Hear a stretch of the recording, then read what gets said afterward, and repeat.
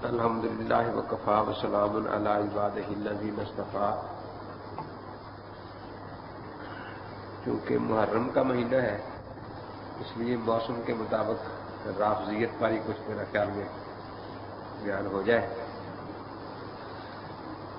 اہل سنت والجماعت یہ کہتے ہیں کہ توحید، رسالت اور قیامت یہ تینوں اصول دین میں سے ہیں۔ رافضی عقیدہ امامت کو بھی اصول دین میں شامل کرتے ہیں۔ رسول اقدس صلی اللہ تعالی علیہ وسلم جب دنیا سے تشریف لے گئے تو دو چیزیں چھوڑ کر گئے تھے، ایک کتاب اللہ اور ایک صحابہ کرام کی جماعت جو آپ نے تیار کی تھی۔ اہل سنت والجماعت کا اعتقاد یہی ہے کہ کتاب اللہ بھی آج تک محفوظ ہے، اس میں ایک نقطے اور زبر زیر کا فرق نہیں ہوا، اور یہ ایسا عقیدہ ہے کہ مسلمان تو مسلمان، کافر بھی مانتے ہیں کہ جو قدیم ترین نسخے بھی مل رہے ہیں قرآن پاک کے، ان میں اور موجودہ قرآن پاک میں ایک زبر زیر کا فرق نہیں ہے، کیونکہ اللہ تبارک و تعالی نے اس کتاب کی حفاظت کا وعدہ لیا تھا۔ اس لیے بائبل کی حفاظت کا وعدہ اللہ نے نہیں لیا، تو خود وہ مانتے ہیں کہ اس میں 18,000 غلطیاں ہو چکی ہیں بائبل میں۔ مارٹن کلارک لکھتا ہے کہ 18,000 سہو کاتب یا غلطیاں اس میں ہو چکی ہیں۔ ہم ان باتوں کو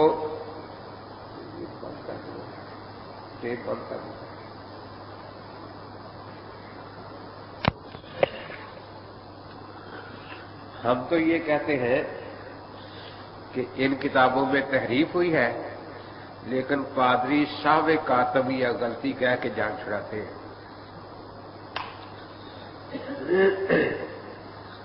قرآن پاک الحمدللہ ان ساری چیزوں سے پاک ہے،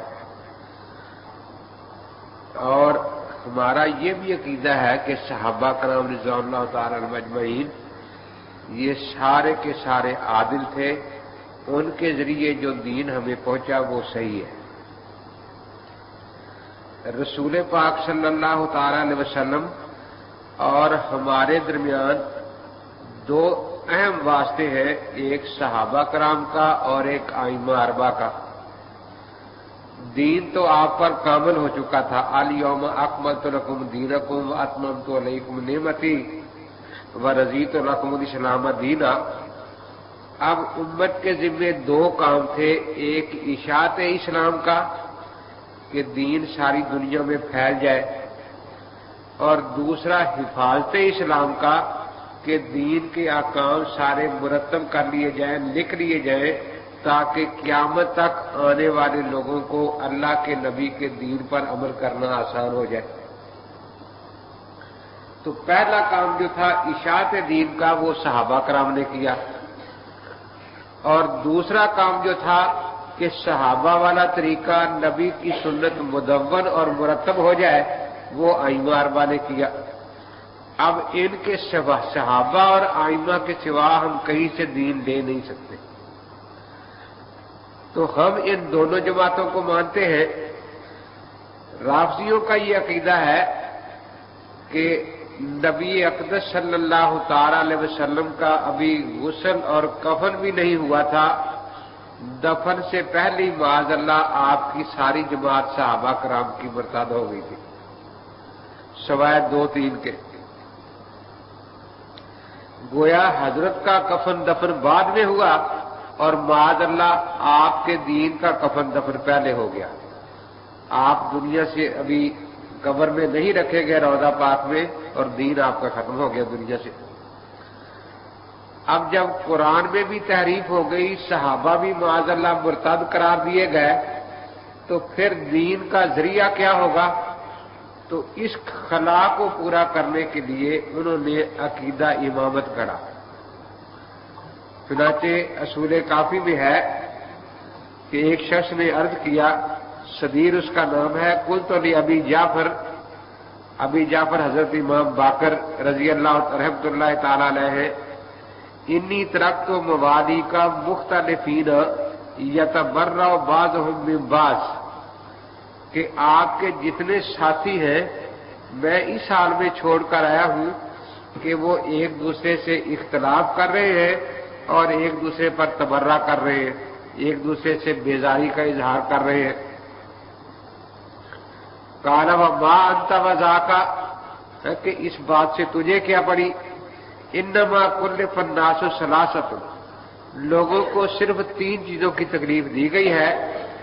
पहली मारिफतुल आइमा, कि इमाम को पहचाने कि हमारा इमाम कौन है, व तस्लीम लहुम फीमा वरदा अलैहिम, और जो कुछ आइमा हुक्म दे उसको तस्लीम कर लिया जाए, ये दूसरी बात हो गई। वर्रद्दु इलैहिम फी मख्तलफू फी, और तीसरी बात ये कि अगर इख्तलाफ हो तो फिर इख्तलाफ उसका हल कराया जाए आइमा से, उनकी तरफ रजू करके। ये असूल काफी सफा 390 जिल्द 1 पर है। तो इनकी बुनियाद अब न कुरान पाक पर है न सहाबा कराम पर है, बल्कि अकीदा इमामत पर है। अकीदा इमामत के बारे में पहली बात तो ये याद रखें कि अकीदा इमामत जो है अहले सुन्नत वल जमात और राफियों का इस बात पर इत्तिफाक है कि इसका बानी अब्दुल्ला बिन सबा था। चुनाचे राफियों में से मुल्ला बाकर मजलसी ने बिहार अनवार सफा 287 जिल्द 25 और अल्लामा इब्ने तैमिया अहले सुन्नत वल जमात में से मिनहाजुस सुन्ना सफा 261 जिल्द 2, अल्लामा अब्दुल करीम शारस्तानी अल मिलल व नहर सफा 11 जिल्द 2 और हाफिज इब्ने हजर अस्कलानी लिसान मिजान सफा 290 जिल्द 3 पर ये लिखते हैं कि इसका अकीदा इमामत का बानी जो है वो अब्दुल्ला बिन सबा था। शाह अब्दुल अजीज साहब मुहद्दिस देलवी रहमतुल्लाह ताला अलैह तोहफा इस्ना अशरिया में ये बयान फरमाते हैं कि शिया का लफ्ज कई जमातों के लिए इस्तेमाल होता था, इसका असल माना तो जमात और गिरोह है ना। तो फरमाते हैं कि एक लफ्ज था शिया उला या शिया मुखलिसीन, ये अहले सुन्नत वल जमात का लक़ब था। ये वो हजरात थे जो मशाजरात सहाबा में जो सहाबा की आपस में इख्तलाफात या लड़ाइयां हुई उनमें दोनों तरफों का एहतराम करते थे और उनमें पढ़ना अच्छा नहीं समझते थे। बिल्कुल ऐसे जैसे आपका बाप और चाचा आपस में लड़ पड़े तो वो दोनों भाई हैं, वो लड़ेंगे भी सुलह भी करेंगे, लेकिन हमें हक नहीं कि हम उठकर बाप को मारना शुरू कर दें या चाचा को मारना शुरू कर दें। हमारे लिए बाप भी काबिल एहतराम है और चाचा भी काबिल एहतराम है, वो दोनों आपस में भाई हैं, वो लड़ेंगे भी और सुलह भी करेंगे। इसी तरह सहाबा कराम रिज़वानुल्लाह ताला अजमईन या अहले बैत या हजरात अंबिया अलैहिस्सलाम भी आपस में कोई अगर इख्तिलाफ हुआ, जैसे हजरत मूसा और हारून साहब का जिक्र आता है, तो वो एक दर्जे और एक तबके के थे। उनके हम जो छोटे लोग हैं हमें उनमें दखल देने की जरूरत नहीं। एक दफा अल्लामा डॉक्टर खालिद महमूद साहब दामत बरकातहुम वाज फरमा रहे थे, दर्स दे रहे थे, तो किसी ने यही पूछा कि हजरत सहाबा में जो लड़ाइयां हुई थी उनके बारे में आप क्या फरमाते हैं? तो अल्लामा साहब ने बड़े हैरानगी से कहा कि अच्छा, लड़ाइयों की बात ही चल रही है, उनमें तो सुलह हो गई थी बाद में। हजरत अली करमल्लाहु ताला वजहू हज़रत मोहम्मद सल्लल्लाहु अलैहि वसल्लम की सुलह हो गई थी ना। कहते कि अजीब बात है कि जो लड़े थे उनमें सुलह हो गई और आज तक लोग लड़ाई की बात ही कर रहे हैं, हालांकि आखिरी बात तो सुलह की वही करनी चाहिए ना। तो देखिए, बाप और चाचा में लड़ाई हो फिर वो सुलह भी कर ले, پھر اس لڑائی کا ذکر چھیڑنا ان کی توہین ہے دونوں کی یا نہیں؟ اور جب انہوں نے صلح کر لی تو ہمیں اس میں بات کرنے کی کیا ضرورت ہے؟ تو اس لیے اہل سنت والجماعت وہ لوگ ہیں جن کو شیعہ نے اولا یا شیعہ مخلصین بھی کہتے ہیں کہ جو صحابہ کرام رضوان اللہ تعالی مجمعین اور اہل بیت اعظام دونوں کی عزت اور تکریم کرتے ہیں۔ ان میں اگر آپس میں کچھ اختلافات ہوئے تو وہ اسی درجے کے ہیں، آپس میں بھائی بھائی ہیں، ہمیں ان میں دخل دینے کی ضرورت نہیں۔ چنانچہ ایک دفعہ میں نے تقریر میں کہہ دیا کہ ایک وتر پڑھنے والے کو ایک صحابی نے گدھا کہا ہے، تو 2-3 غیر مقلد مولوی بیٹھے تھے، وہ کھڑے ہو گئے کہ جی ہم ایک صحابی بتاتے ہیں جس نے ایک وتر پڑھا تھا، آپ گدھا کہیں گے؟ میں نے کہا نہیں۔ کیوں نہیں؟ میں نے کہا وہ تو ایک درجہ آپس میں کہہ لیا تھا نا، تو مجھے کیا ہے ضرورت کہنے کی؟ ہاں آپ پڑھیں ایک وتر، میں 10 دفعہ کہوں گا گدھا ہے گدھا ہے گدھا ہے، کیونکہ ہم تو ایک درجے کے ہیں نا، برابر کے ہیں، انہیں ہمیں کچھ کہنے کی ضرورت نہیں، وہ آپس میں نمٹ گئے تھے۔ تو اس لیے صحابہ کرام رضوان اللہ تعالی اجمعین ان کے جو اختلافات ہیں ان میں ہمیں فیصل بننے کی ضرورت نہیں ہے۔ عبداللہ بن سبا جب پھر آگے بڑھا تو اس نے درجہ بدرجہ کام شروع کیا۔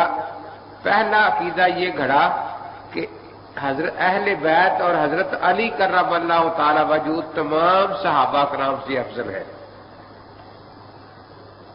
لیکن چونکہ یہ ایک نئی بات تھی، خیال تھا کہ لوگ یہ سنتے ہی بدک جائیں گے، کچھ ناراض ہو جائیں گے، اس لیے ساتھ یہ بات جوڑی کہ اس میں کوئی صحابہ کی مخالفت نہیں ہے، ہم کہتے یہ ہیں کہ حضرت علی کرم اللہ تعالی وجہ کا شان سارے صحابہ سے زیادہ ہے، ابو بکر سے بھی، عمر سے بھی، اور خلافت انہی کا حق تھا کہ آپ حضرت کے بعد خلیفہ بنتے۔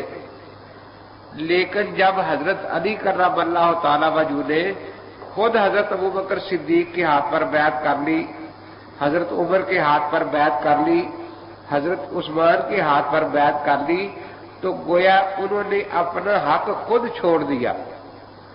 تو جب حق چھوڑنے والے نے حق چھوڑ دیا تو ہمیں کسی کو برا بھلا کہنے کی ضرورت نہیں۔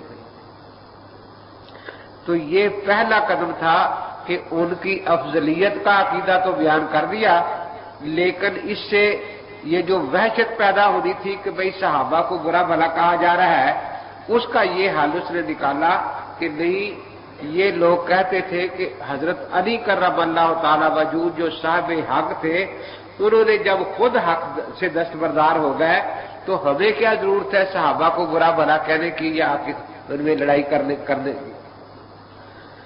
تو یہ اس کا پہلا قدم تھا۔ حالانکہ حضرت علی کرم اللہ تعالی وجہ کو جب یہ پتہ چلا کہ کچھ لوگ میرے بارے میں یہ کہتے ہیں کہ حضرت علی کرم اللہ تعالی وجہ کا مقام حضرت ابو بکر صدیق رضی اللہ تعالیٰ عنہ اور حضرت عمر فاروق رضی اللہ تعالیٰ سے زیادہ ہے، تو انہوں نے فرمایا کہ اگر ایسا آدمی مجھے مل گیا تو اس پر مفتری کی حد 80 کوڑے جاری کی جائے گی، کیونکہ وہ شخص افترا کر رہا ہے۔ شیخین کا مقام بہت بلند ہے۔ ان کے صاحبزادہ امام محمد بن حنفیہ نے ایک دن ان سے پوچھا کہ حضرت اس امت میں سب سے افضل کون ہے؟ تو فرمایا کہ حضرت ابو بکر صدیق رضی اللہ تعالیٰ عنہ۔ پھر پوچھا کہ ان کے بعد؟ تو حضرت علی کرم اللہ تعالیٰ عنہ نے فرمایا کہ حضرت عمر فاروق رضی اللہ تعالیٰ عنہ۔ تو امام محمد بن حنفیہ فرماتے ہیں کہ پھر میرا خیال تھا کہ اب میں پوچھوں گا تو پھر یہ اپنا نام لیں گے۔ پھر میں نے پوچھا کہ حضرت عمر کے بعد؟ تو فرمایا حضرت عثمان رضی اللہ تعالیٰ عنہ۔ تو میں نے پوچھا کہ آپ؟ فرمایا میں تو ایک آدمی ہوں صحابہ میں سے۔ تو حضرت علی کرم اللہ تعالی وجہ کا خود یہ عقیدہ نہیں تھا جو عبداللہ بن سبا نے ان کی طرف مرسوم کیا۔ تو یہ پہلا قدم تھا۔ آہستہ آہستہ اس کے بعد جب دیکھا کہ کچھ لوگ اس پر آ گئے ہیں تو پھر اس نے دوسرا قدم اٹھایا۔ ان کو کہتے ہیں، یہ پہلا طبقہ جو تھا اس کو کہتے ہیں شیعہ تفضیلیہ۔ दूसरा कदम उन्होंने फिर यही उठाया और कि हजरत अली कर्रमल्लाहु ताला वजहू सबसे अफजल थे, अबू बकर सिद्दीक से भी, उमर फारूक से भी। और हजरत अली का हक था आपके बाद खलीफा बनना। हजरत अली ने कभी भी अपने हक को छोड़ने का नहीं छोड़ा और न इससे दस्तबरदारी का ऐलान किया। इसलिए सारे सहाबा माअज़ल्लाह गासिब थे। उन्होंने हजरत अली कर्रमल्लाहु ताला वजहू का हक छीन लिया। अबू बकर सिद्दीक भी माअज़ल्लाह गासिब थे, हजरत उमर भी गासिब थे और हजरत उस्मान रजी अल्लाह ताला अन्हु भी गासिब थे। तो इसलिए ये सारे सहाबा जिन्होंने इनके हाथ पर बैत की वो भी सारे के सारे गासिब थे। और फिर वो कहते थे कि जो हक छीनने वाला है उसको बुरा भला कहना चाहिए। तो ये फिरका सहाबा कराम पर तबर्रा करता था। इनका नाम है शिया सबिया या शिया तबर्राइया। ये दूसरा तबका था। हजरत मौलाना अब्दुल शकूर साहब लखनवी रहमतुल्लाह ताला अलैह, उनकी तहकीक ये है कि ये जो दो नाम है शिया तफजीलिया और शिया तबर्राइया, ये सिर्फ कागजों में लिखे हुए हैं, असल में सारी तबर्राई है। कागजों में बाद का कुछ और होता है ना। वो कहते हैं हिटलर जब फौत हो गया ना तो अखबार में लतीफा छपा था। अल्लाह ताला ने उससे पूछा कि तूने दुनिया में क्या काम किया? कि या अल्लाह मैंने गरीबों को मकान अलाट किए, मैंने उनको जमीनें दी, मैंने ये किया वो किया। अल्लाह ताला ने फरिश्तों को भेजा कि देख कर आओ कहां कहां इन्होंने मकान दिए हैं अलाट करके। तो फरिश्तों ने आकर कहा कि कोई एक मकान भी नहीं बनाया गरीबों के लिए, ना कुछ अलाट करके दिया है। अल्लाह ताला ने पूछा क्यों भी तू झूठ बोलता है? फरिश्ते कहते कुछ भी नहीं। कि जी जमीन पर ना देखे, अखबारात देखे कि कितने ऐलानात हुए, ये हो गया वो हो गया। तो उस दौर के अखबारात में आप ऐलान पढ़ सकते हैं। तो इसी तरह मौलाना अब्दुल शकूर साहब लखनवी रहमतुल्लाह अलैह फरमाते हैं कि ये जो तकसीम है तफजीली और तबर्राई की, ये कागजात में है। असल में वो तकियाबाज लोग हैं। इसलिए जब देखते हैं कि लोग जरा मुखालफत कर रहे हैं फिर ढीले हो जाते हैं, अपने आप को तफसीली करना शुरू कर देते हैं। और जब मौका मिलता है तो फिर वही तबर्राबाजी शुरू कर देते हैं। देखिए ना, आज उनके बारे में कितना कुछ काम हो रहा है, लेकिन आज भी लोगों को उन्होंने कितना धोखा दे रखा है। आप उनके पास जाएं, वो अपने बयानात रोज देते हैं कि हम तमाम सहाबा कराम को मुसलमान समझते हैं। जो ये कहता है कि हम सहाबा को मुसलमान नहीं समझते वो पहले दर्जे का झूठा है। हम सहाबा कराम की तारीफ करते हैं, बल्कि बाज़ औक़ात तो सिद्दीक़ अकबर रजी अल्लाह ताला की तारीफ, फारूक आज़म की इतनी तारीफें करते हैं कि शायद सुन्नी भी घबरा जाए कि इतनी तो हम भी नहीं करते। लेकिन ये सारा धोखा और फराड है। वो सहाबा को मुस्लिम तो कहते हैं, मोमिन नहीं कहते। आप उन्हें कहें कि सहाबा कराम को मोमिन लिख दें, वो कभी लिखने को तैयार नहीं होंगे। हुकूमत को कहते हैं कि इत्तिहाद बैनुल मुस्लिमीन जमात बनाओ, हम भी शामिल होंगे। हम कहते हैं कि नहीं, जमात का नाम होगा इत्तिहाद बैनुल मोमिनीन। इसके लिए वो तैयार नहीं होते, क्योंकि वो सुन्नियों को मुसलमान तो कहते हैं, मोमिन नहीं कहते। उनके यहाँ मुसलमान मुनाफिक और काफिर को भी कहा जा सकता है। कुरान पाक सूरह तौबा में आता है ना कि तुम ये कहो कि हम मुसलमान हैं लेकिन ईमान तुम्हारे दिलों में दाखिल नहीं हुआ। तो इसलिए जब वो सिद्दीक़ अकबर रजी अल्लाह ताला अन्हु की तारीफें करते हैं, हमारे लोग खुश हो जाते हैं। बाद प्रोफेसर वकील कहते हैं कि जी बड़े अच्छे लोग हैं, आप इन पर इल्जामात लगाते हैं। लेकिन वो ये नहीं जानते कि वो सिद्दीक़ अकबर हजरत अली कर्रमल्लाहु ताला वजहू को कहते हैं, वो फारूक आजम हजरत अली कर्रमल्लाहु ताला वजहू को कहते हैं। इसी तरह वो सहाबा की तारीफ भी करते हैं, लेकिन वो सहाबा सिर्फ 3-4 को कहते हैं। हजरत मिक़दाद रजी अल्लाह ताला अन्हु, हजरत सलमान रजी अल्लाह ताला अन्हु, हजरत अम्मार रजी अल्लाह ताला अन्हु और हजरत अबू ज़र रजी अल्लाह ताला अन्हु। सिर्फ इन 4 सहाबा को वो सहाबा मानते हैं। अब उन्हें कहा जाए कि आप अबू बकर के साथ सिद्दीक़ अकबर लिख कर फिर कहें कि हम इसको मानते हैं, तो कभी भी नहीं मानते, तैयार ही नहीं होते। हजरत उमर के साथ फारूक आजम का लफ्ज लिखो, तो वो जो आध घंटा फारूक आजम की तारीफ बयान करता रहा था ना, वो कभी हजरत उमर का नाम लिखने को साथ तैयार नहीं है। सहाबा को हम मानते हैं, जो सहाबों का सहाबा को ना माने वो बेईमान है। लेकिन सहाबा से मुराद वही आप अशरा मशरा का नाम लेकर कहे कि यहां लिख दो कि इन सहाबा को हम तारीफ, तो कुछ आप मोमिन ही लिख दो, तो मोमिन भी लिखने के लिए तैयार नहीं है। तो उनकी ये खास इस्तिलाहात होती है, इसी तकिए के अंदाज में वो अपने अकायद को छुपाते हैं और लोगों को धोखा देते रहते हैं।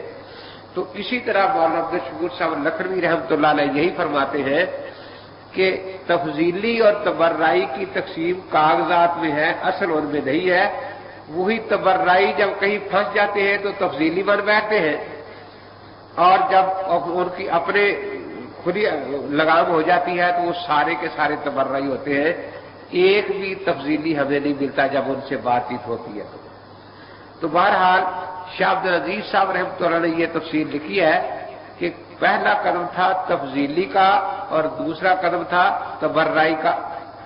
ये बिल्कुल ऐसा ही है जैसे कादियानी मिर्जाई और कादियानी लाहौरी और मिर्जाई कादियानी जो है, आपस में इनका इख्तलाफ समझा जाता है, लेकिन हकीकत में कुछ भी नहीं। कहते जी वो मिर्जे को नबी मानते हैं, हम नबी नहीं मानते। हम कहते हैं मसीह मानते हो कि नहीं? कि जी मानते हैं। तो मसीह तो नबी थे,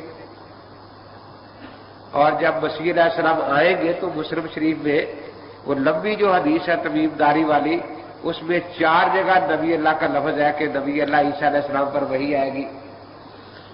तो अब देखिए ना, उन्होंने देखा कि नबी का लफ्ज कहने से मुसलमानों में जोश पैदा होता है, खत्म नबूवत पर मुनाजरे शुरू हो जाते हैं, बहसें शुरू हो जाती है। तो वो मानते वही कुछ है। जब मसीह अलैहिस्सलाम मानते हैं तो मसीह अलैहिस्सलाम तो नबी है ना, लेकिन अवाम में धोखा देते हैं कि जी हम नबी नहीं मानते। बस जैसे मौलाना इलियास साहब रहमतुल्लाह ताला अलैह ने एक तबलीगी जमात बनाई थी, इसी तरह मिर्जा गुलाम अहमद कादियानी ने एक तबलीगी जमात बनाई है। जरूरत क्या थी? जब मौलाना इलियास साहब ने बना दी, फरमाया कि जरूरत यह थी कि मौलाना इलियास साहब रहमतुल्लाह तबलीगी जमात बनाई थी कि मुसलमानों में काम करे, जो नमाज नहीं पढ़ता उसको नमाज पर लगाए, और दीन में जो सुस्त है उनको दीन पर चलने की तरगीब दे। और मिर्जा गुलाम अहमद कादियानी ने गैर मुस्लिमों में तबलीग के लिए जमात बनाई थी। ईसाइयों से मुनाजरे करे, हिंदुओं से मुनाजरे करे, सिखों से मुनाजरे करे। तो हमारा उनके साथ कोई टकराव नहीं है। अब दूसरे मुल्कों में अवाम को यही धोखा देकर अपने आप को मुसलमान कहते रहते हैं कि मुसलमान है, इस्लाम की तबलीग करते हैं। और तीसरा तबका जो फिर उसने पैदा किया कि जो देखा कि अब ये दूसरे तबके वाले भी हो गए हैं और सहाबा पर तबर्रा शुरू कर दिया है, तो तीसरा तबका था शिया गालियों का। गाली शिया उसको कहते हैं कि वो हजरत अली कर्रमल्लाहु ताला वजहू के बारे में ये कहते थे कि सैयदना अली कर्रमल्लाहु ताला वजहू के हाथों पर कुछ ऐसे काम जाहिर हुए हैं जो इंसानी ताकत से बाहर है, इसलिए सैयदना अली कर्रमल्लाहु ताला वजहू इंसान नहीं बल्कि खुदा है। हजरत अली कर्रमल्लाहु ताला वजहू को जब पता चला कि ऐसे लोग हैं, तो कुछ लोग पकड़े गए, तो उन्होंने हुक्म दिया कि इनको जिंदा आग में जला दिया जाए। तो जब उनको आग में डाला गया तो वो जल रहे थे और साथ पुकार रहे थे कि अब हमें यकीन हो गया कि वाकई आप खुदा है, क्योंकि ला युअज़्ज़िबु बिन्नार इल्ला रब्बुन नार, आग का अजाब खुदा के सिवा और कोई नहीं दे सकता। इसलिए चूंकि आप हमें आग का अजाब दे रहे हैं तो हमें यकीन हो गया कि वाकई आप हमारे खुदा है। तो ये शिया का लफ्ज पहली किताबों में 4 मानों में आता है। एक तो अहले सुन्नत वल जमात भी उनके लिए लफ्ज शिया उला या शिया मुखलिसीन का आता है। उसके बाद तफजीलिया, तबर्राइया और गालिया। اب انہوں نے جو امامت کا عقیدہ بنایا تو اس کے ارکان ستہ جو ہے 6 ارکان وہ دیکھیں. امام باقر امام جعفر کون تھے، آئے وہ اہل سنت والجماعت میں داخل ہے یا نہیں، ان کی تقریب ضروری ہے یا نہیں. یہ 12 ائمہ کرام تھے. جیسے حضرت علی کرم اللہ تعالیٰ وجہ کو شیعہ کہتے ہیں، لیکن ہم نہیں مانتے، ہم کہتے ہیں وہ اہل سنت والجماعت ہیں، ان کی تقریب کرتے ہیں نا. حضرت امام حسن حسین رضی اللہ تعالیٰ عنہ، بی بی فاطمہ رضی اللہ تعالیٰ عنہ، ان سب کو شیعہ کہتے ہیں کہ یہ شیعہ ہے.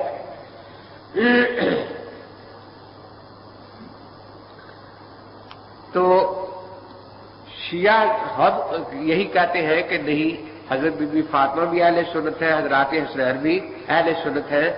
اسی طرح یہ جو باقی ائمہ حضرات ہیں ان میں سے بعض ہمارے تصوف کے سلسلے میں آتے ہیں. یہ ایک دوسری چیٹاگی ہے کہ آپ ان کو امام کے معنی میں کہتے ہیں. کس لیے کہتے ہیں؟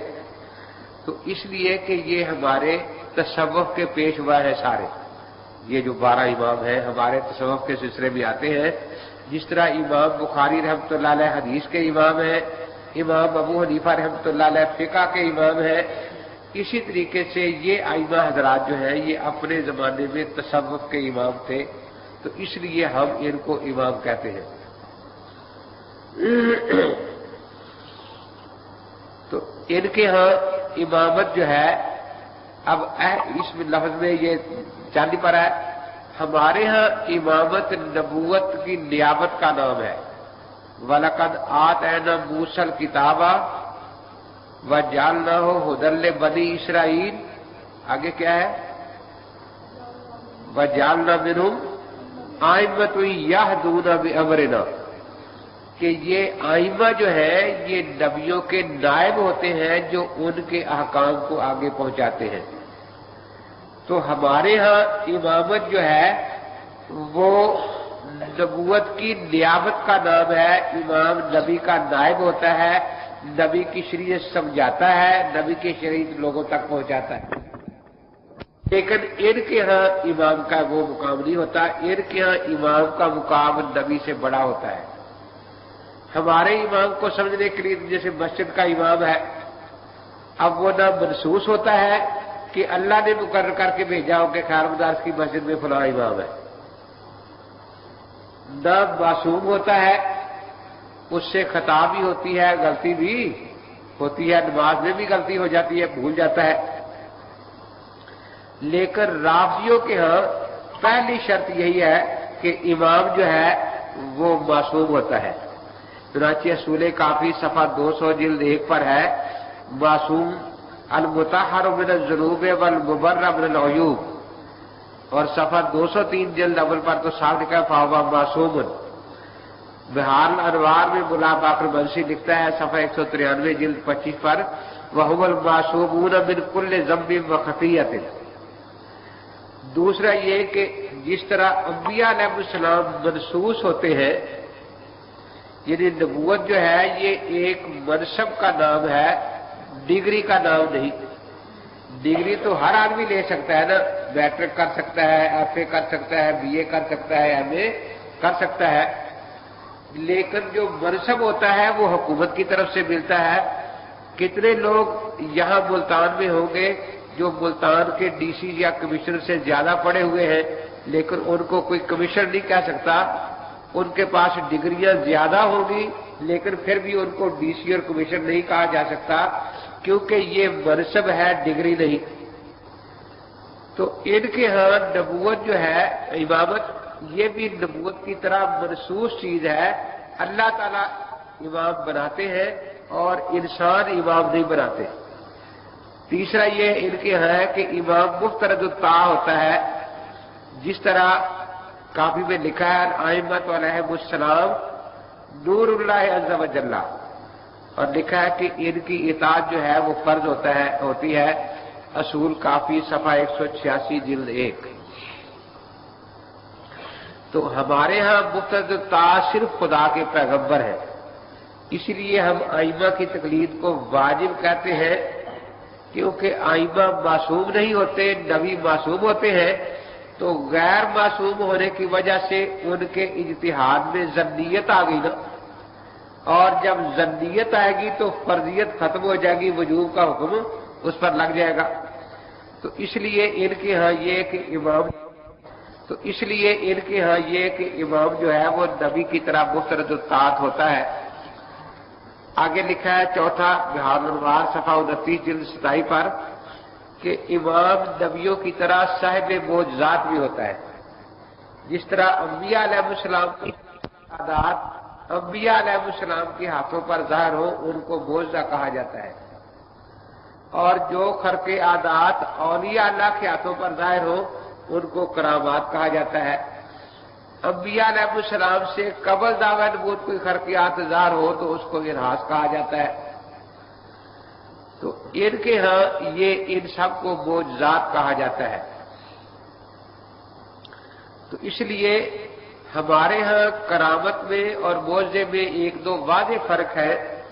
पहला तो ये कि मोज़े में नबी तहद्दी और चैलेंज कर सकता है कि जो मैंने मोज़ा दिखाया है सारी दुनिया इसका मुकाबला नहीं कर सकती, और वाक़ियतन अल्लाह तबारक व तआला उस जमाने में वो किसी वली के हाथ पर बतौर करामत ज़ाहिर नहीं फरमाते, क्योंकि नबी के सामने सबको झुकाना होता है, पूरी उम्मत को, इसलिए उसमें इश्तबा न हो जाए। लेकिन वली ये तहद्दी और चैलेंज नहीं कर सकता, क्योंकि एक वली के हाथ पर जो करामत ज़ाहिर हुई है ऐन उसी वक्त 100 वलियों के हाथ पर वो ज़ाहिर हो सकती है।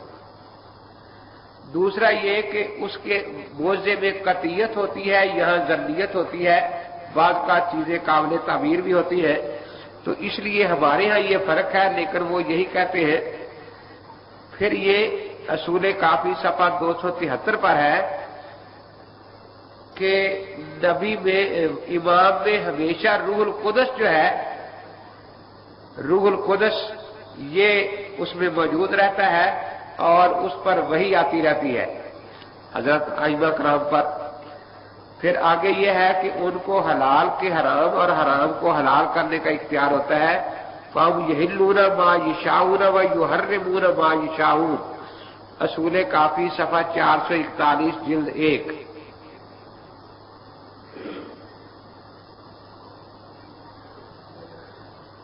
फजूल सवाल आते हैं कि सैयदना अबू बकर क्यों नहीं बोला जाता। कुछ अलकाब उर्फ पर मबनी होते हैं, उर्फ हर जमाने में बदलते रहा करते हैं। ताजीबी अल्फाज जो होते हैं तो उर्फ पर मबनी होते हैं। कुरान ने हमें एक असूल में वामुर बिल उर्फ, तो इलाकों में या जमानों में कुछ उर्फ बदलते रहते हैं। तो इसी तरह किसी इलाके जमाने में अगर ये लफ्ज नहीं बोलते थे, अब तो उर्फ हो चुका है सैयदना का लफ्ज बोलना ताजीम के लिए। तो ये मैं बता रहा था कि उनके यहाँ आइमा को हराम हलाल करने का इख्तियार भी है, बल्कि आकाम कुरानिया को मनसूख भी कर सकते हैं। इसकी एक दो मिसालें मैंने लिखी है। मसलन बीवी में वरासत में बीवी का हक है, वाला हुन्नर रुबु मिम्मा तरक्तुम इन लम यकुन लकुम वलदुन फ़इन कान लकुम वलदुन फलहुन्ना सुम्नु मिम्मा तरक्तुम मिन बाद वसीयतिन तूसूना बिहा औ दैन। अन्निसा की 12वीं आयत है। इसमें आम है कि जो भी तरका होगा उसमें बीवी वारिस होगी, लेकिन इमाम जाफर सादिक रहमतुल्लाह ताला अलैह ने इसका कुछ हिस्सा मनसूख कर दिया। अन्निसाउ ला यरिसना मिनल अर्ज़ वला मिनल अकार शयअन, फरू काफी सफ़ा 127 जिल्द 7, कि औरतें जो है बीवी वगैरह ये जमीन में इस किस्म की चीजों की विरासत इसको नहीं मिलेगी। हालांकि कुरान आम कहता है जो भी तरका है उसमें बीवी का हक होता है। इसी तरह कुरान पाक और अहादीस में है कि कानून शहादत फैसले इकरार या शहादत या नफूल पर होते हुआ करते हैं। लेकिन असूल काफी में आगे लिखा है कि इमाम गैब जब आएंगे तो वो शहादत पर फैसला नहीं करेंगे, सब सिर्फ अपने फैसला अपनी सवाबदीद पर करेंगे और किसी से गवाही और शहादत नहीं पूछेंगे। 7वीं बात यह है कि आइमा का मुकाम इन हजरात के यहाँ हजरत सल्लल्लाहु अलैहि वसल्लम के बराबर اور باقی سارے نبیوں سے بلند تر ہوتا ہے۔ یہ ان کا عقیدہ اصول کافی صفحہ 196، 197، 198 پر کافی روایتیں جلد اول پر۔ تو ان تفصیلات کے مطابق عقیدہ امامت دراصل ختم نبوت کا انکار ہے۔ تو یہ عقیدہ امامت کی جو تفصیلات ان کے ہاں ہے تو وہ تو امام نبی بلکہ نبی کے بھی سے بڑا ہوا ہے نا۔ تو اس لیے اس عقیدے سے امامت کا عقیدہ جس طرح جو رافضیوں کا ہے، یہ عقیدہ ختم نبوت کا انکار ہے۔ شاہ ولی اللہ محدث دہلوی رحمۃ اللہ تعالی علیہ اپنی کتاب تفہیمات الہیہ صفحہ 294 جلد 2 پر لکھتے ہیں کہ مجھے کشفی حالت میں بتایا گیا کہ رافضی ختم نبوت کے منکر ہیں۔ پھر میں نے ان کی کتابوں میں غور کرنا شروع کیا تو پھر میرے ذہن میں یہ آیا کہ ان کا عقیدہ امامت جو ہے یہ ختم نبوت سے متصادم ہے۔ پھر صفحہ 301 پر آگے جا کر لکھتے ہیں اسی دوسری جلد پر کہ پھر مجھے کشف میں بتایا گیا کہ تو صحیح بات تک پہنچ گیا ہے، واقعی ان کا عقیدہ امامت جو ہے وہ ختم نبوت کے خلاف ہے۔ اسی طرح تحفہ اثنا عشریہ میں شاہ عبد العزیز صاحب رحمۃ اللہ چھٹے باب میں صفحہ 170 پر یہی لکھتے ہیں کہ یہ جو عقیدہ امامت کا رافضیوں کا ہے یہ ختم نبوت کے خلاف ہے۔ ملا باقر مجلسی بھی الانوار صفحہ 82 جلد 26 پر بھی اس بات کا اعتراف کرتا ہے۔ اسی طرح ان الائمۃ یعلمون علم ما کان وما یکون وانہ لا یخفی علیہم الشیء صلوات اللہ علیہم، اصول کافی صفحہ 260 جلد اول، کہ ائمہ جو ہے ان کو علم ما کان ما یکون حاصل ہوتا ہے اور وہ ذرے ذرے پتے پتے کا علم جانتے ہیں، عرض سے لے کر فرش تک، شرق سے لے کر غرب تک، ازل سے لے کر ابد تک، ذرے ذرے پتے پتے کا کہتے ہیں کہ ان کو علم دیا گیا ہے۔ تو اس لیے یہ ان کا عقیدہ ہے انہم یعلمون ما فی الضمائر و علم المنایا والبلایا و فصل خطاب والموالید الانوار صفحہ 137 جلد 26، کہ ائمہ کرام جو ہے یہ دلوں کے بھید بھی جانتے ہیں، کس نے کہاں مرنا ہے یہ بھی جانتے ہیں، کوئی کس دکھ اور مشکل میں پھنسا ہوا ہے ان کو اس بات کا بھی علم ہے،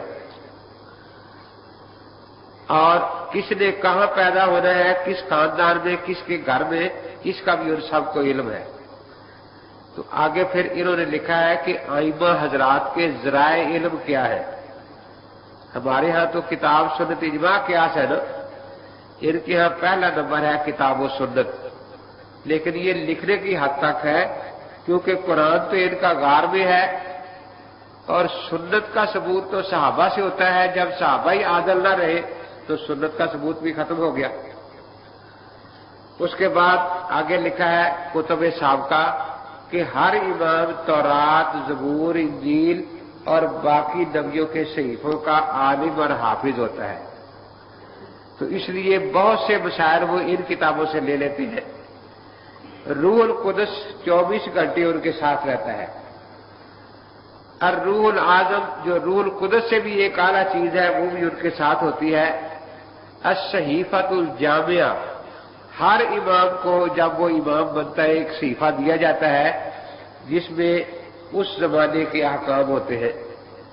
علم جفر، یہ جو لکیریں وغیرہ لگا کر حساب لگاتے ہیں تو ائمہ اس کے بھی امام ہوتے ہیں۔ مصحف فاطمہ ان کے پاس ہوتا ہے جو ہمارے قرآن پاک سے 3 گنا بڑا ہے، اور ایک علم کے نور کا ستون ان کے سامنے رہتا ہے، وہ جب چاہے اس سے دیکھ کر علم حاصل کرے۔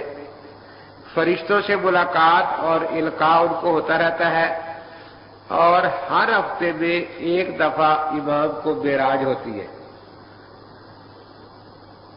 پھر جب بھی سال کے بعد شب قدر آتی ہے تو اگلے سال کے احکام کی لکھی لکھائی کتاب ان کو مل جاتی ہے کہ اگلے سال یہ کچھ ہونا ہے اور یہ احکام ہو گئے۔ اسی طرح 12واں طریقہ علم نجوم کا ہے۔ تو یہ इमामत में आइमा के इल्म के ज़राए मैंने अर्ज कर दिए हैं।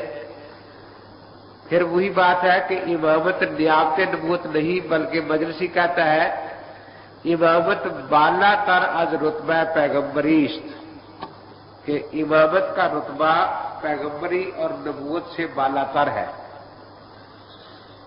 एक दफा मैंने ये एक हवाला पेश किया, ये तो एक राफसी मुझे कहने लगा कि आपके यहां भी तो इब्ने अरबी ने लिखा है ना कि विलायत का मुकाम नबूवत से बुलंद है,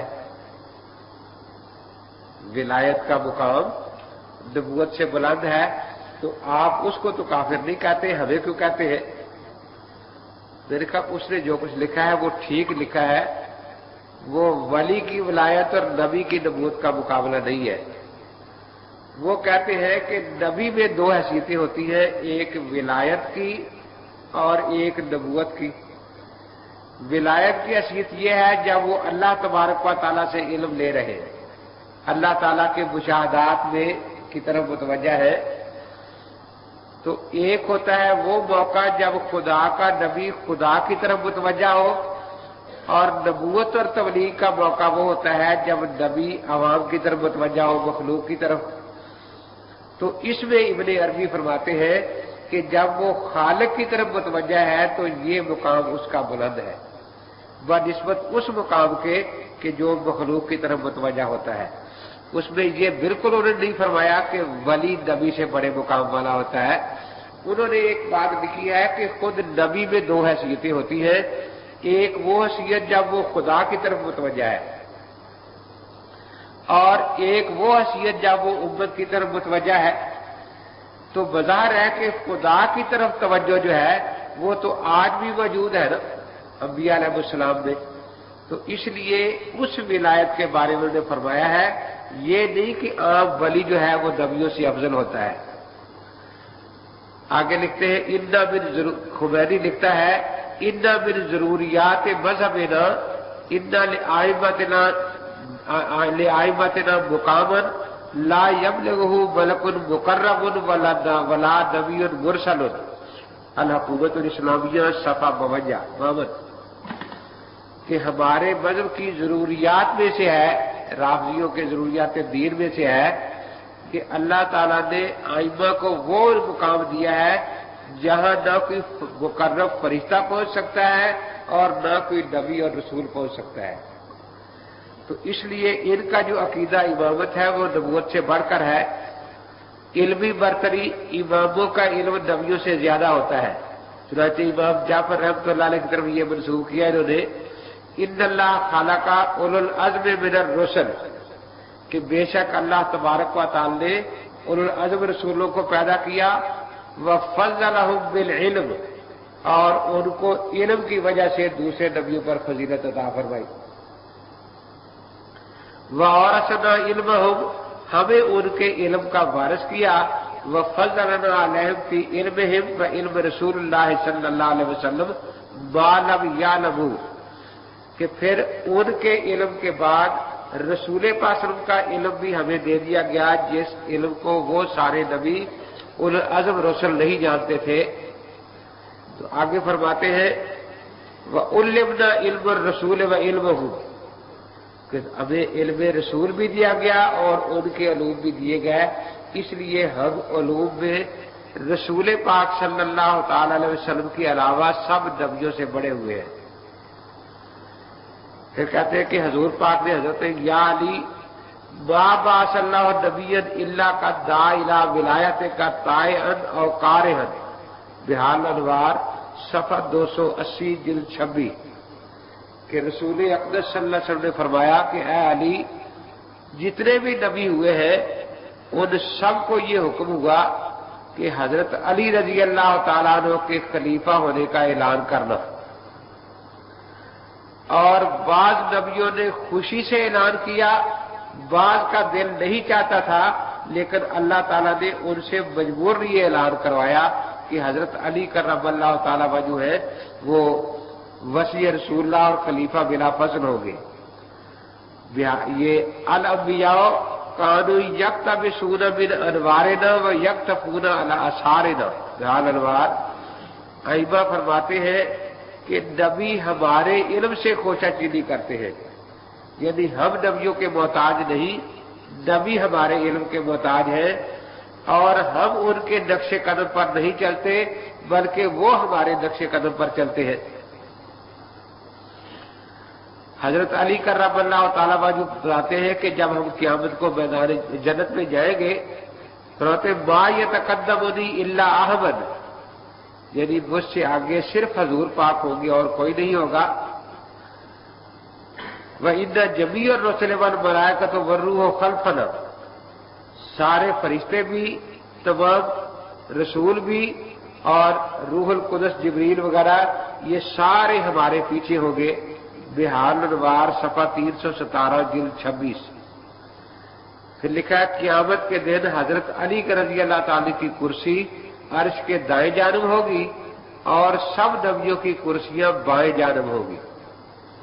جب اللہ تعالیٰ تخت عدالت بچھائیں گے تو تخت عدالت کے دائیں طرف حضرت علی کرم اللہ تعالی عنہ کی کرسی ہوگی اور نبیوں کی کرسیاں بائیں جانب ہوگی۔ بحار الانوار صفحہ 128 جلد 27۔ آگے یہ بھی لکھا ہے کہ حضرات انبیاء علیہ السلام کی دعائیں اماموں کے تفعیل سے قبول ہوئی۔ یہ جس نبی نے بھی دعا مانگی تو انہوں نے اماموں کا وسیلہ لیا کہ اماموں کے تفعیل یا اللہ ہماری دعا قبول فرما، تو اللہ تبارک و تعالی نے ان کے وسیلے سے ان کی دعائیں قبول فرما لی۔ حالانکہ وسیلہ کوئی فرض واجب چیز نہیں ہے، زیادہ سے زیادہ اباحت کے درجے میں ہے، لیکن یہ کہتے حضرت آدم علیہ السلام کے بارے میں لکھا ہے کہ ان اماموں کا مرتبہ دکھایا گیا تو ان کو سب اماموں پر حسد ہوا کہ اللہ نے ان کو یہ مرتبہ دے دیا ہے مجھے کیوں نہیں دیا، اس لیے ان کو یہ سزا ملی کہ اولو العزم انبیاء علیہ السلام کی فہرست سے ان کا نام خارج کر دیا گیا کہ حضرت آدم علیہ السلام اولو العزم انبیاء علیہ السلام میں سے نہیں ہے۔ حالانکہ اولو العزم انبیاء علیہ السلام ان انبیاء علیہ السلام کو کہا جاتا ہے جنہوں نے کافروں کے مقابلے میں پوری بڑی تکلیفیں اٹھا کر خدا کے دین کو آگے پہنچایا۔ حضرت آدم علیہ السلام کا چونکہ مقابلہ کسی کافر سے تھا ہی نہیں، اس کافر تھے ہی نہیں، تو اس لیے اپنوں کو بات سمجھانا اور سن لینا اس میں کوئی مشقت اور تکلیف ان کو نہیں ہوتی تھی، تو اس لیے یہ تو جتنی دین کے لیے کوئی مشقت اٹھاتا ہے اتنا اللہ تعالیٰ اس کی عظمت کو اور چار چاند لگا دیتے ہیں۔ لیکن یہ کہتے ہیں کہ نہیں، حضرت آدم علیہ السلام کو جو اولو العزم رسولوں میں ذکر نہیں کیا گیا وہ اس لیے کہ انہوں نے اماموں پر حسد کیا تھا، اس لیے اللہ تعالیٰ نے یہ سزا دی۔ حضرت ابراہیم علیہ السلام کو پہلے خلت و خلیل اللہ بنایا گیا، پھر نبوت ملی اور آخر میں امامت عطا فرمائی، انی جاعلک للناس اماما۔ تو معلوم ہوا کہ نبوت کا مقام خلت سے بڑا ہے اور امامت کا جو ہے وہ نبوت سے بھی بڑا ہے۔ بحار الانوار صفحہ 121 جلد 26۔ حضرت موسیٰ کلیم اللہ علیہ السلام کو اصطفاء کا حلہ پہنایا گیا، یعنی خاص لباس دیا گیا، کیونکہ انہوں نے اماموں کی ولایت کا اقرار کر لیا تھا کہ یہ سارے اپنے اپنے زمانے میں امام ہو گئے۔ بحار الانوار صفحہ 265 جلد 26۔ حضرت ایوب علیہ السلام نے حضرت علی کی امامت میں شک کیا، اس لیے بیماری میں مبتلا ہو گئے۔ یہ حضرت ایوب رضی اللہ تعالیٰ کی بیماری اور صبر کا قصہ موجود ہے نا، بہت لمبا چوڑا، بائبل میں بھی ایوب کا صحیفہ موجود ہے۔ تو وہ یہ کہتے ہیں کہ حضرت علی رضی اللہ تعالیٰ عنہ کی ولایت اور امامت کا انہوں نے انکار کیا تھا تو اس لیے بیمار ہوئے ہیں۔ یہ بحار الانوار صفحہ 293 جلد 26 پر لکھا ہے۔ حضرت یونس علیہ السلام نے ولایت علی کا انکار کیا تو مچھلی کے پیٹ میں قید کر دیے گئے۔ بحار الانوار صفحہ 333 جلد 26۔ تو یعنی ان کا مقصد یہ ہے کہ سارا مرکز اور محور مسئلہ امامت ہے، نبی ہے وہ بھی اماموں کے تابع دار ہے۔ کسی نبی کو کوئی شان اللہ نے عطا فرمایا تو کہتے ہیں کہ اماموں کی امامت ماننے کی وجہ سے ملا تھا۔ किसी पर कोई परेशानी या तकलीफ आई तो वो कहते हैं कि इमामों के उन्होंने शान को तस्लीम नहीं किया, इसलिए अल्लाह तबारक व तआला ने बतौर सजा उनको ये कहा था। तो यूनुस अलैहिस्सलाम कहते हैं जो मछली के पेट में कैद हुए वो इसीलिए थे कि यूनुस अलैहिस्सलाम जो थे उन्होंने हजरत अली की खिलाफत और विलायत का इनकार कर दिया था। आगे लिखते हैं कि हुब्बे अली इतनी बड़ी नेकी है कि इसके बाद कोई गुनाह नुकसान नहीं देता है। हुब्बे अली इतनी बड़ी नेकी है कि इसके बाद कोई गुनाह नुकसान नहीं देता। बिहार मनवार सफा 258 जिल्द 26। जैसे ईसाई कहते हैं ना कि ईसा अलैहिस्सलाम के कफारे को मान लो कि वो सलीब पर फौत हो गए थे और हमारे गुनाहों का कफारा बन गए थे, अब तुम खुदा की खुदाई में सांड छूटे हुए हो। सांड आज का तो रिवाज खत्म हो गया ना, तकरीबन देहातों में होता था, सारे गांव में एक सांड होता था, उसको कोई नहीं रोकता, जिसकी फसल में चाहे चरता फिरे। तो गाय भैंस वगैरह के लिए जरूरत पड़ती थी ना, एक सांड रखा हुआ होता था सबने मुश्तरका, और कोई आदमी अपने खेत में उसको आने से नहीं रोकता था, जहां से चाहे चरे। इसी तरह इनके यहां है कि हजरत अली से मोहब्बत कर ले फिर वो सांड बन जाता है, जहां चाहे मारे, जहां जो चाहे करता फिरे, उसको कोई पूछने वाला नहीं। चंद साहबा को जो शिया मौन होने की क्या वजह है, वो तो ये वजह बताते हैं कि ये हजरत अली को खलीफा बिला फसल मानते रहे। इन्होंने ना अबू बकर सिद्दीक को खलीफा माना, ना उमर को खलीफा माना, ना उस्मान को खलीफा माना।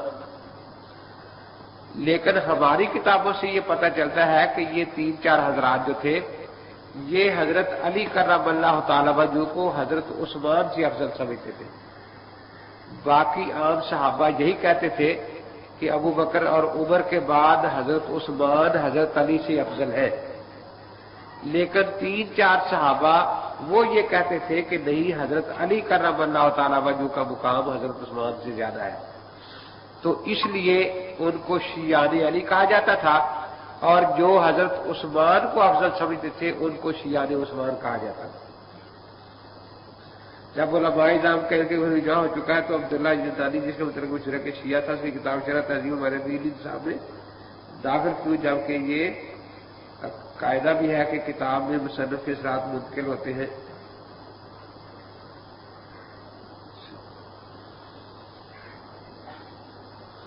तो ये तो फद की किताब है और पता नहीं वो किस दर्जे का शिया था।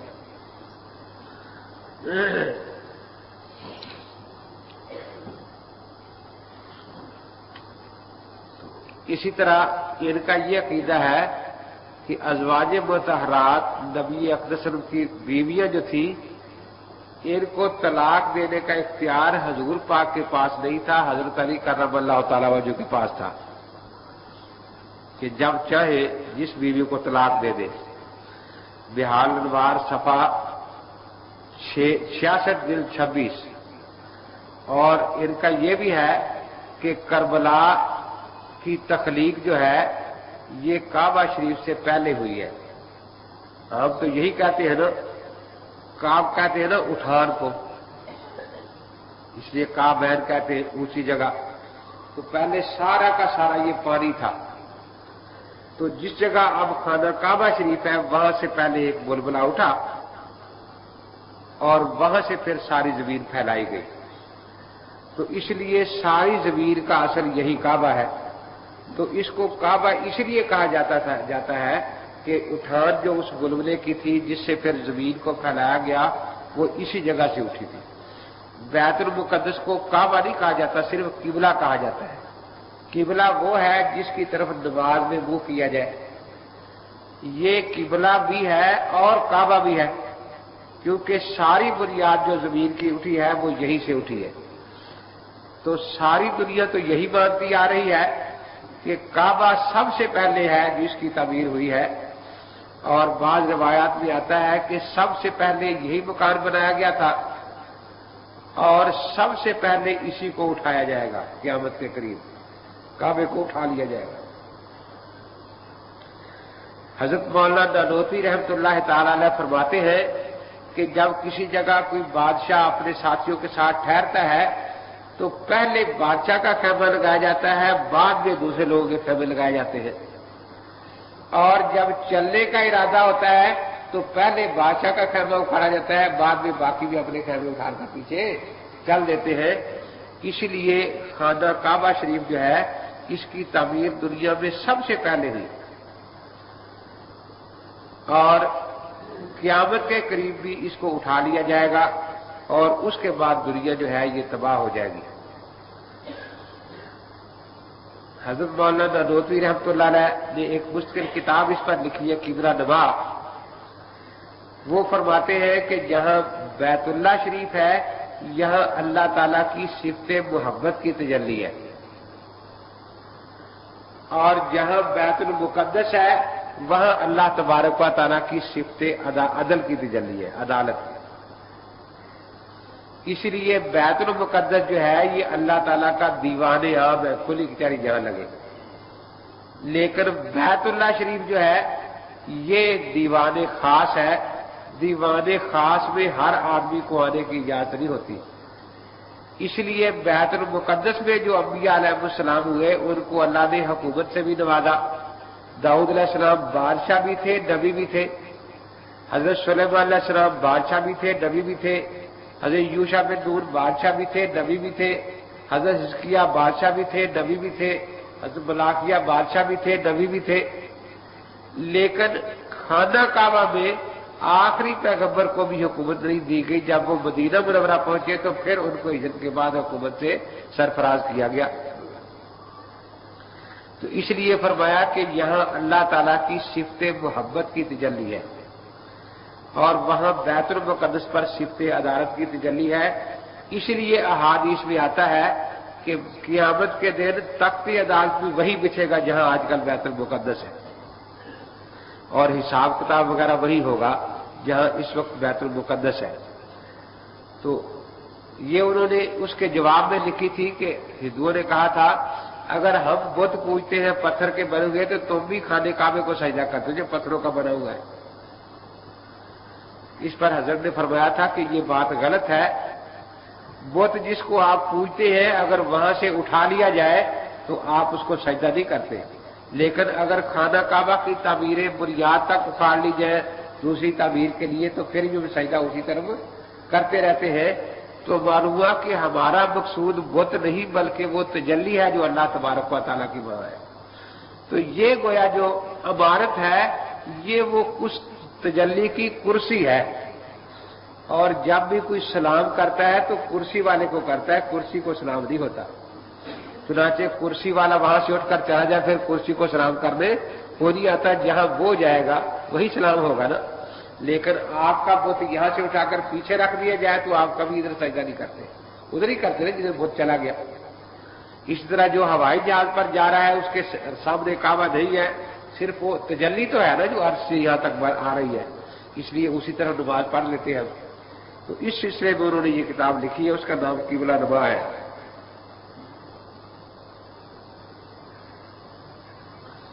ورضیت لکم الاسلام دینا میں شیعہ کو کیا اعتراض ہے؟ شیعہ کو اس میں کیا اعتراض ہو رہا ہے؟ وہ یہ تو انہوں نے ایک اصطلاح بنائی ہے کہ اسلام اور چیز ہے ایمان اور چیز ہے، اپنے تقیے کو باقی رکھنے کے لیے۔ اسی طرح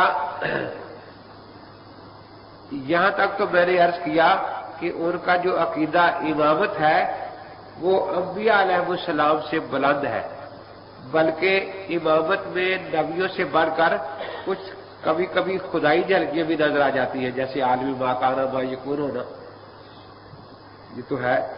اسی طرح یہ لکھا ہے ہمارا عقیدہ قرآن میں ان الارض للہ یورثھا من یشاء من عبادہ،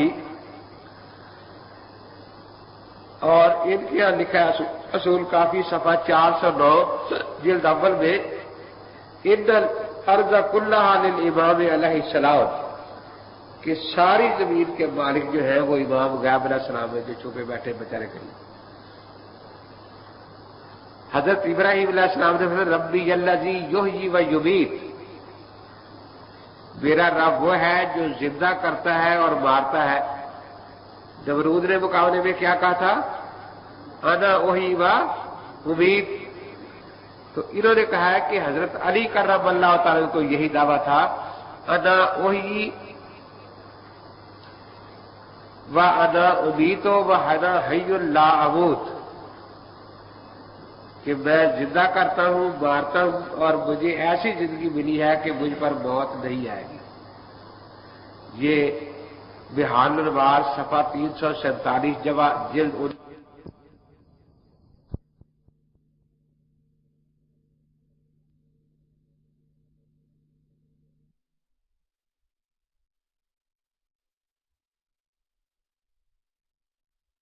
का बाप नहीं था, इसका बाप तो है ना।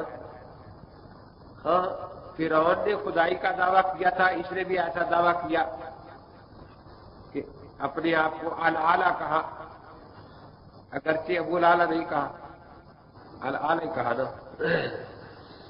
और इसी तरह नमरूद ने कहा था अना ओही व उम्मीद। तो मिर्जा अपनी किताब खुतबा इल्हामिया में लिखता है, ओ थी तो सिफतुल इहया वल इमातत, अल्लाह ताला ने जिंदा करने और मारने की सिफत मुझे अता फरमा दी है। अब मैं जिसको चाहूं मारूं, जिसको चाहूं जिंदा रखूं। लेकिन बड़े अफसोस की बात है कि मोहम्मदी बेगम के खामुद जो उसका रकीब था उसको मार नहीं सका, अपने रकीब को नहीं मार सका, उस किसको मार सकता था बेचारा। थी मेरी और रकीब की राहें जुदा जुदा, आखिर को दोनों हम दरे जाना पे जा मिले। रकीबों से तो हम खुश खुश मिले हैं, हबीबों से बड़े शिकवे गिले हैं। ये दुआएं तो मांगता रहा, खुदा बंदा सबब कोई बना दे, खुदा बंदा सबब कोई बना दे, किसी सूरत से वो सूरत दिखा दे। पहले कहता रहा कि वो मेरे निकाह में आएगी, फिर जब उसका निकाह हो गया फिर कहने लगा कि वो बेवा होकर आएगी। लेकिन न वो बेचारी बेवा होकर आई और न कुछ, उसकी शादी पट्टी जरा कसूर में हो गई। और ये फिर यही शेर पढ़ा करता था, हम इंतजारे वसल वो आगोशे गैर में, हम इंतजारे वसल वो आगोशे गैर में, कुदरत खुदा की दर्द कहीं और दवा कहीं। तो इसलिए मिर्जा गुलाम अहमद कादियानी भी ऐसा ही दावा करता था कि मुझे अल्लाह ताला ने जिंदा करने और मारने की सिफत अता की है। सच और झूठ छुपा नहीं करता। रसूल अक़दस सल्लल्लाहु ताला अलैहि वसल्लम ने नबूवत से पहले अपनी 2 साहबजादियों की मंगनी अपने चचा अबू लहब के बेटों से की थी ना, उतबा से और उतैबा से। तो जब आपने दावा नबूवत फरमाया तो अबू लहब की बीवी हम्मालत अल हतब, जिसका जिक्र आता है कुरान पाक में, उसने अपने बेटों से कहा कि जाओ जवाब दे, हमने इस रिश्ता नहीं लेना। तो जो बड़ा तो गया उसने अदब से बैठकर अर्ज किया कि हजरत मेरी अम्मी कहती है कि हमने रिश्ता नहीं लेना, और ये कहकर चला गया। छोटा जो उतैबा था उसने गुस्ताखाना लहजा इख्तियार किया कि तू लड़की देकर हमारा दीन खराब करना चाहता है। तो हजरत पाक को इस पर नाराजगी हुई और हजरत पाक की मुबारक जुबान से ये कलमा निकल गया, अल्लाहुम्मा सल्लित अलैहि कल्बम मिन किलाबिका। तो वो फिर कांपता हुआ घर पहुंचा। उसकी मां ने पूछा क्या बात है, उसने कहा कि मेरे लिए मोहम्मद ने बद्दुआ कर दी है। अब अगरचे वो ईमान नहीं रखता था, लेकिन उसे यकीन था कि इसकी दुआ रहेगा नहीं जाएगी। अब अबू लहब को भी बड़ी फिक्र हुई। चुनाचे काफिला तैयार था जिसके साथ वो जा रहा था, तो काफिले वालों को ताकीद की कि भाई इसकी पूरी हिफाजत और निगरानी करना, कुछ आदमी निगरानी के लिए साथ रखे, और किसी जगह कोई शेर वगैरह हो तो वहां ज्यादा एहतियात करना। चुनाचे 2-3 दिन गुजरे थे, काफिला जा रहा था, एक जंगल में पड़ाव डाला तो वहां पता चला कि इस जंगल में शेर रहता है। वो फिर जिन साथियों को मुकर्रर किया था उसकी हिफाजत के लिए, उनने हिफाजत का तरीका ये इख्तियार किया कि सारे काफिले का सामान जो था वो नीचे ऊपर रख के वो ढेर बना लिया और उसके ऊपर उतैबा की चारपाई बिछा दी। اور باقی سارے جو تھے ان کی چارپائیاں اس کے ارد گرد بچ گئی۔ تو شیر آیا، وہ ایک ایک کی ناک سونگتا تھا، لیکن سب کی ناک اس نے سونگی، کچھ بھی نہیں کہا۔ آخر وہ بڑا زور سے اس نے چیخ ماری اور چھلانگ لگا کے اوپر گیا اور اس کے ٹکڑے ٹکڑے کر دیے ہوتے ہیں ہمارے۔ یہ سونگنے پر مولانا روم رد نے ایک واقعہ لکھا ہے کہ ایک شخص کہیں سفر پر جانے لگا تو استاد کے پاس آیا کہ استاد جی میں لمبے سفر پر جا رہا ہوں۔ تو استاد صاحب نے فرمایا کہ بیٹا ہاتھی کا گوشت بالکل نہ کھانا، ہاتھی کا گوشت بالکل نہ کھانا۔ وہ اٹھ کے چلا گیا شاگرد، سوچ رہا ہے کہ ہاتھی تو حرام، اس کا گوشت کوئی کھاتا ہی نہیں۔ جی استاد جی نے مجھے یہ کیوں فرمایا کہ ہاتھی کا گوشت بالکل نہ کھانا؟ تو وہ جہاز میں سوار جا رہے تھے کہ جہاز جو تھا وہ کسی چٹان سے ٹکرا کر ٹوٹ گیا، تختے رہ گئے، پھر وہ تختے بھی کچھ نکل گئے، تو وہ کچھ تختے جو تھے ان پر آدمی کسی ایسی جزیرے میں جا کر لگے جہاں کوئی چیز کھانے پینے کے لیے تھی۔ اب وہ پہلے کئی دنوں سے بھوکے تھے، آخر پیٹ میں کچھ ڈالنا چاہیے تھا، تو ایک ہتھنی کا بچہ بیٹھا تھا چھوٹا سا، انہوں نے پکڑ کر کے ہماری حال تو اضطرار والی ہے ہی، اس کو ذبح کیا اور اس کو بھون کے کھا لیا۔ لیکن اسے اپنے استاد کی بات یاد آ گئی کہ استاد جو کہا تھا نا کہ ہاتھی کو گوشت نہ کھانا، اس نے کہا بھی میں تو بھوک کاٹ لوں گا، مجھے استاد جی سے نے منع کیا تھا۔ اب ایک تو پہلے بھوک تھی، اب خوب پیٹ بھر کے گوشت کھایا، سب سو گئے، خراٹے لے رہے ہیں۔ کہتا ہے مجھے نیند نہیں آ رہی تھی، بھوکا تھا میں، تو ہتھنی آئی اور وہ آ کر ناک سونگتی تھی۔ اب جس کے پیٹ سے اسے اس کے بیٹے کی خوشبو آتی تھی، اس کو ایک ٹانگ پر پاؤں رکھ کر اور دوسرا اپنے سونڈ میں لے کر دو ٹکڑے کر دیتی تھی۔ تو پہلے ناک سونگتی تھی آ کر اور پھر دو ٹکڑے کر دیتی تھی۔ تو کہتا ہے کہ وہ سب کو اس نے ٹکڑے کر دیے۔ پھر اب میں ڈرتا، میں بھی آنکھ بند کر کے لیٹ گیا، لیٹا ہوا تھا، تو اس نے پھر میری ناک بھی سونگی۔ اب وہاں میں نے کچھ کھایا نہیں تھا تو میرے پیٹ سے خوشبو نہیں آئی، تو بجائے ٹانگ کے اس نے اپنے سونے میں مجھے لپیٹ کر اپنے اوپر بٹھا لیا، اور پھر بڑی تیزی سے وہ بھاگی اور اس علاقے میں لے گئی جہاں باغات تھے، اور وہاں جا کر پھر میرے پیٹ بھر کے کھایا، اور کئی چیزیں وہ خود توڑ توڑ کے لا کے مجھے دیتی رہی۔ تو کچھ دیر میں وہاں رہا، تو اس کے بعد کوئی جہاز والے تھے، ان کو میں نے کہا کہ بھئی ادھر میں بھی ہوں، انسان ہوئے، وہ پھر مجھے لے گئے اور پھر میں آ کر کنارے لگا۔ تو مولانا روم رحمۃ اللہ علیہ فرماتے ہیں کہ دیکھو جب پیٹ میں اس کا گوشت پہنچ گیا تو اللہ نے ہتھنی کو جب اتنی طاقت قوت دی ہے، قوت یہ سونگنے کی، کہ وہ معلوم کر لیتی ہے کہ اس کے پیٹ میں میرے بچے کا گوشت اس میں نہیں ہے، تو یہ نہ سمجھو کہ ہمارے گناہ اللہ سے چھپ جائیں گے۔ اللہ تعالیٰ تو عالم بذات الصدور ہے نا۔ اسی پر حضرت لقمان کا وہ قصہ مشہور ہے کہ حضرت لقمان یہ کسی باغ میں ملازم رکھا ہوا تھا انہوں نے۔ ایک دن وہ مالک آیا، اس نے کہا کہ بھائی اچھے سے درخت کا پھل لاؤ، کیونکہ اب دیکھو نا ترے ہوتی ہے، خربوزے کوئی میٹھا ہوتا ہے، کوئی زری میٹھا ہوتا، تو کسی درخت کا پھل زیادہ میٹھا ہوتا ہے، کسی کا ذرا کم میٹھا ہوتا ہے۔ اس نے کہا لقمان نے کہ جی مجھے کیا پتا کس کا زیادہ میٹھا ہے، کس کا زیادہ میٹھا نہیں ہے۔ اس نے کہا کہ عجیب آدمی ہے تو، یہ تو ساری دنیا میں بات مشہور ہے کہ باغ کا پھل مالک کبھی پہلے پھل نہیں کھاتا، پہلے راکھا کھاتا ہے، کیونکہ اوپر سے توڑ کر نہ کھائے گا، نیچے گرا ہوا کھا لیتا ہے، اور راکھے کو جتنا پتا ہوتا ہے کہ اس کا پھل کیسا ہے، اس کا درخت کا پھل کیسا ہے، اتنا کسی اور کو پتا نہیں ہوتا۔ اس نے کہا جی آپ نے مجھے تو صرف یہاں رکھوالی کے لیے رکھا ہے، یہ تو یاد نہیں تھی کہ میں پھل بھی کھا لیا کروں۔ اس نے کہا کہ پھر پھل گرتے نہیں؟ کہ جی گرتے ہیں۔ کہاں جاتے ہیں؟ کہ جی میں اٹھا کر رکھتا ہوں، آپ کے بچے آتے اٹھا کے لے جاتے ہیں۔ اس نے پھر اشارہ کیا کہ اچھا وہ پھل توڑ کے لاؤ، وہ لے آیا۔ اس نے جب اس کی کاشی بنائی تو اس کے دل میں یہ تھا کہ باقی رکھوالے چوری پہلے مالک سے کھاتے ہیں تو میں اس کو پہلے خود کھلاتا ہوں۔ اس نے ایک کاش دی، لقمان نے کھا لی، دوسری دی وہ بھی کھا لی، تیسری دی وہ بھی کھا لی، چوتھی جب اس نے اپنی زبان پر رکھی تو زہر سے زیادہ کڑوی تھی۔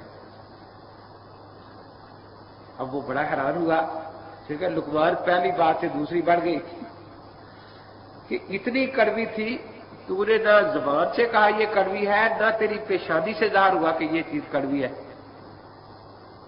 تو لقمان نے کہا کہ جس آقا کے ہاتھ سے سینکڑوں میٹھی چیزیں کھائی ہوں، اگر وہ کبھی کڑوی بھی کھلا دے تو پھر شکوہ نہیں ہونا چاہیے۔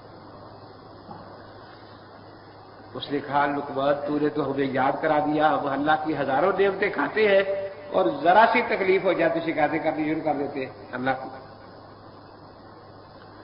اب خیر وہ آقا کے دل میں، مالک کے دل میں اس کا بڑا احترام ہو گیا کہ بھی بڑا ایماندار ہے، دیکھ رکھ ہے۔ دوسرے رکھوالوں کو حسد ہوا کہ بھئی اس کا ذرا عزت بڑھ گئی ہے۔ انہوں نے اب کیا کیا کہ جو یہ اکٹھے کرتا نا پھل نیچے گرے ہوئے تو وہ بیٹھ کے کھا جاتے۔ اب وہ بچے روز پہلے پھل لے جاتے تھے، اب وہ کھاتے ہوتے نہیں تھے اور روتے گھر جائیں۔ 2-3 دن گزر گئے تو مالک آیا، اس نے کہا کہ لقمان پھل نہیں گرتے؟ یہ بھی گرتے ہیں۔ کہاں جاتے ہیں؟ کہ جی میں تو وہیں رکھ دیتا ہوں، آپ کے بچے لے جاتے ہیں۔ وہ بچے تو رو رہے ہیں کہ 3-4 دن میں پھل ہی نہیں ملا ہمیں کوئی۔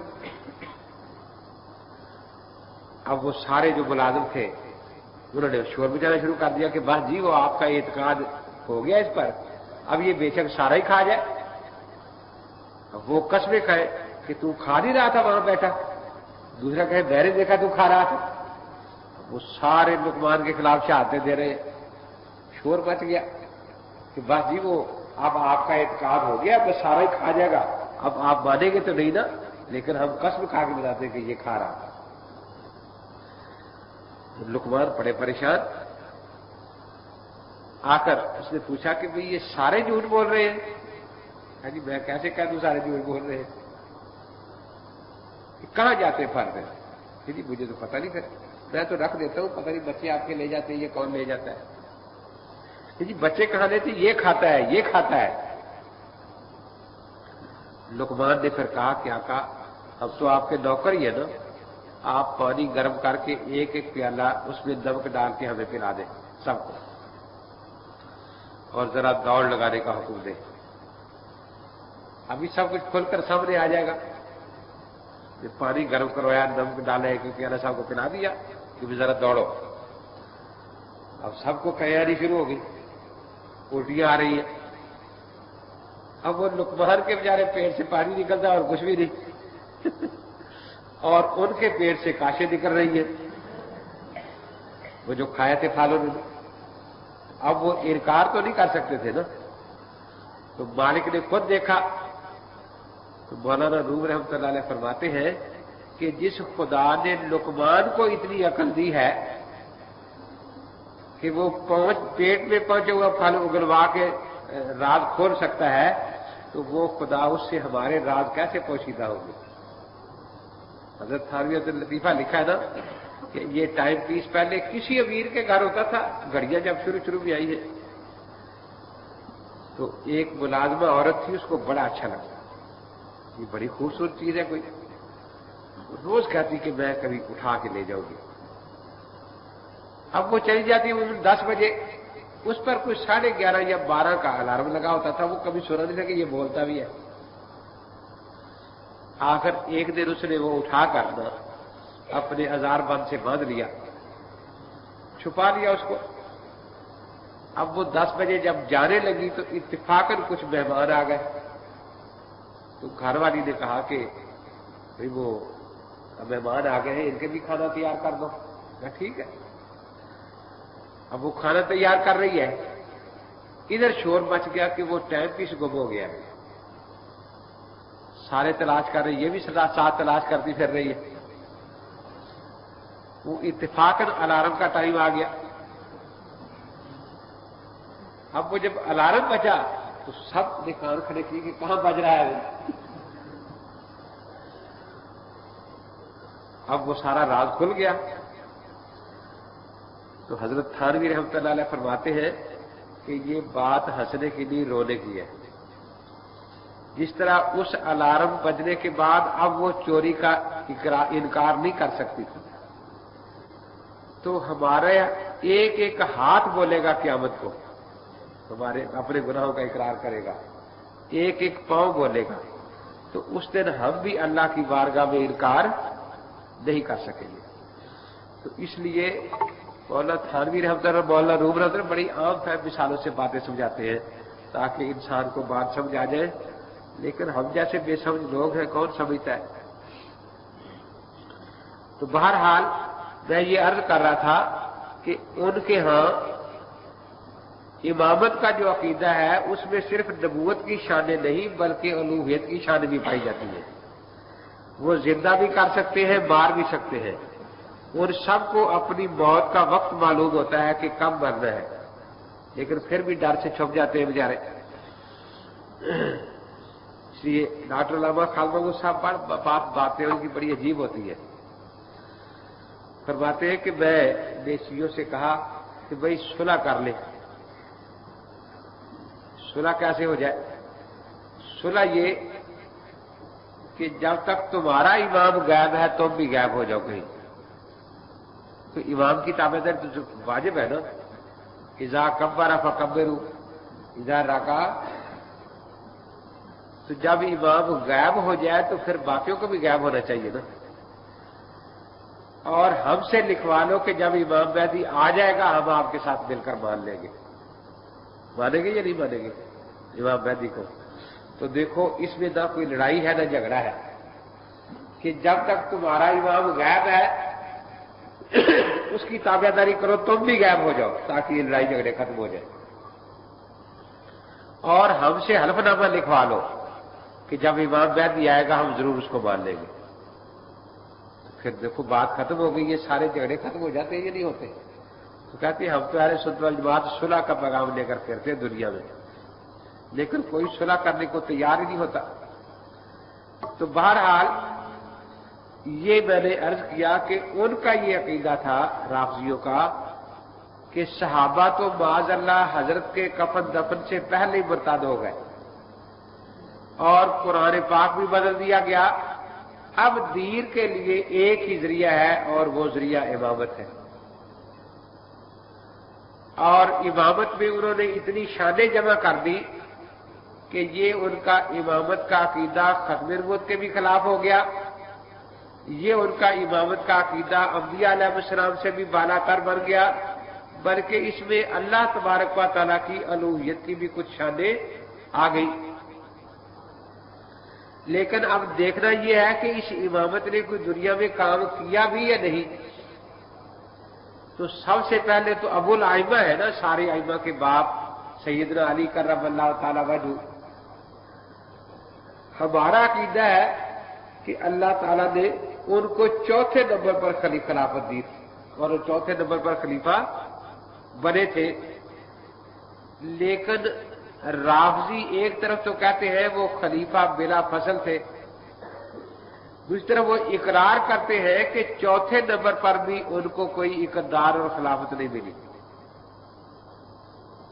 کیونکہ ان کی کتابوں میں حضرت علی کرم اللہ تعالی وجہ کا یہ بیان ہے، قد عملت الولاۃ قبلی اعمالا خالفوا فیہا رسول اللہ صلی اللہ علیہ وسلم، کہ مجھ سے پہلے جو خلفاء تھے انہوں نے ایسے ایسے کام کیے جو رسول پاک کے خلاف تھے، اور یہ کام بھی انہوں نے بھول چوک سے نہیں، متعمدین لخلاف ہی، جان بوجھ کر اللہ کے رسول کے خلاف انہوں نے کام کیے، ناقضین لعہد ہی، اور جو وعدے اللہ کے رسول سے کیے تھے ان سارے وعدوں کو توڑ کر اللہ کے رسول کی مخالفت کی۔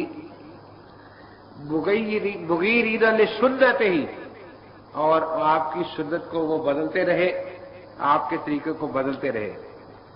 اب یہ تو ان تینوں نے کیا جن کی خلافت جن کو ملی تھی۔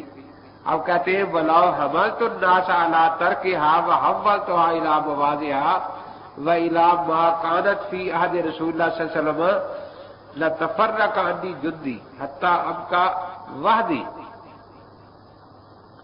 کہ اب اگر میں اس طریقے سے ہٹا کر اپنے لوگوں کو اللہ کے نبی کے طریقے پر لگانا چاہوں، انہوں نے کسی کا حق چھین کر دوسرے کو دے دیا تھا، میں وہ حق ان کے حق واپس کر دوں، کسی کی بیوی کسی کو پکڑا دی تھی، اب میں اگر حقدار کو حق پہنچاؤں تو یہ سارے لوگ میرے خلاف ہو جائیں گے اور ایک میں اکیلا رہ جاؤں گا، کوئی بھی میرے ساتھ نہیں رہے گا۔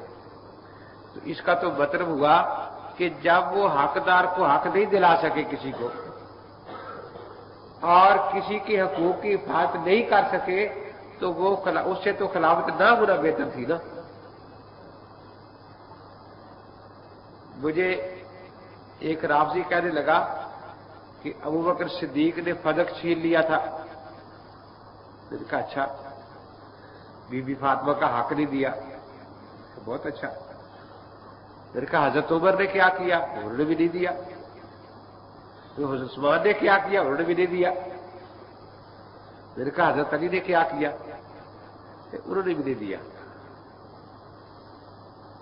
میں نے کہا پھر قصوروار تو ساری برابر ہو گئے، اگر قصور ہے تو حضرت علی بھی قصور میں شریک ہے نا، کہ حضرت فاطمہ کے وارث تو موجود تھے نا، ان کی اولاد، ان کا حق تھا ان کو دے دیتے۔ میں نے کہا نہیں، اہل بیت بڑے غیرت والے ہوتے ہیں، جب ایک دفعہ چھین جو لی چیز، اب وہ غیرت کے خلاف تھا کہ اس باغ کو لیتے۔ بڑی اچھی ہے، لیکن غیرت صرف ایک باغ میں آئی، خلافت بھی 3 دفعہ چھینی تھی نا۔ آخر وہ غیرت اس وقت کہاں گئی؟ 4تھی دفعہ جب خلافت ملی 3-4 کے قبول کر لی۔ تو غیرت بڑی عجیب ہے کہ ایک باغ پر تو غیرت آئی ہے کہ یہ ہم کیوں قبول کریں، ہم سے چھن گیا تھا، اور خلافت پر کوئی غیرت نہیں آئی، حالانکہ یہاں تو زیادہ ہونی چاہیے تھی نا، وہ ان کا خاص حق تھا۔ باغ تو پھر بھی بی بی فاطمہ کا حق تھا، اور یہ خلافت تو ان کا اپنا حق تھا نا۔ عجیب بات ہے کہ بی بی فاطمہ کے حق پر غیرت آ گئی اور یہاں غیرت آئی نہیں، اس کو حق دلانا حالانکہ ضروری تھا۔ ان کو تو حق نہیں تھا کہ بی بی فاطمہ کا حق چھوڑ دے، حقوق والی بات تو اللہ تعالیٰ بھی معاف نہیں کرتے، تو اس نے کیسے ایسے کر دیا؟ تو مقصد یہ ہے کہ انہوں نے جو تصویر پیش کی ہے حضرت علی کرم اللہ تعالیٰ وجہ کی خلافت کی، کہ سارے غلط کام اسی طرح ہوتے رہے، ایک کام بھی انہوں نے صحیح نہیں کیا، نہ وہ کر سکتے تھے، کیونکہ سارے لوگ جو تھے وہ ان کی بیعت توڑ کر الگ ہو جاتے۔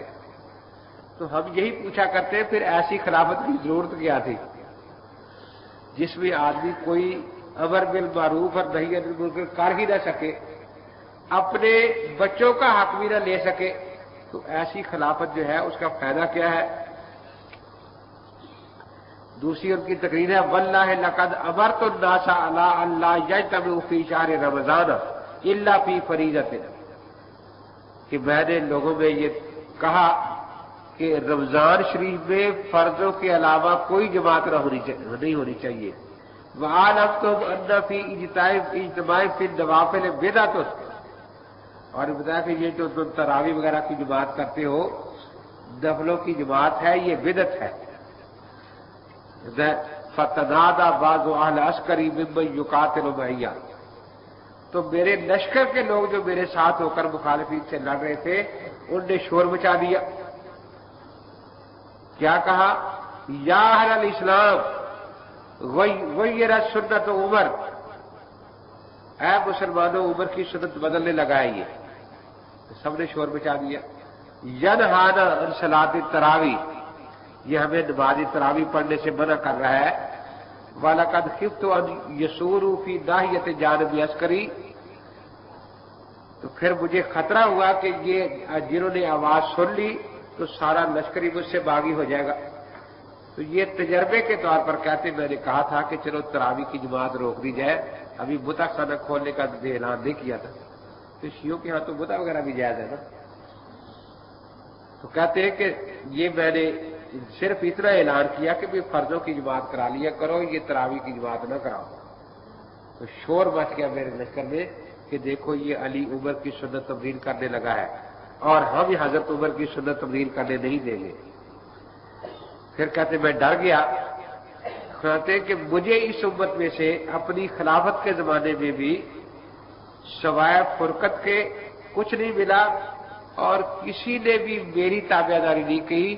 ائمہ ضلالت معاذ اللہ حضرت عمر جیسے ائمہ ان کی تابعداری، میری خلافت میں بھی ان کی ہی تابعداری کرتے تھے. ودعات النار جو جہنم کی طرف بلانے والے کہتے پہلے تینوں خلیفہ تھے، ان کا حکم ہی چلتا رہا، میری بات تو کہتے کسی نے مانی نہیں. تو گویا شیعہ کے نزدیک تو چوتھے نمبر پر بھی ان کی خلافت ثابت نہیں ہو رہی، ملی نہیں، کوئی اختیار تھا نہیں. تو ایسے خلیفہ کے پھر اس سے دین کی حفاظت کیا ہوگی؟ یہ تو حضرت علی کرم اللہ تعالی وجہ جو ابو الائمہ ہے ان کا حال تھا. اب باقی ائمہ جو تھے انہوں نے کیا کیا بھائی؟ دین کا کون سا کام کیا؟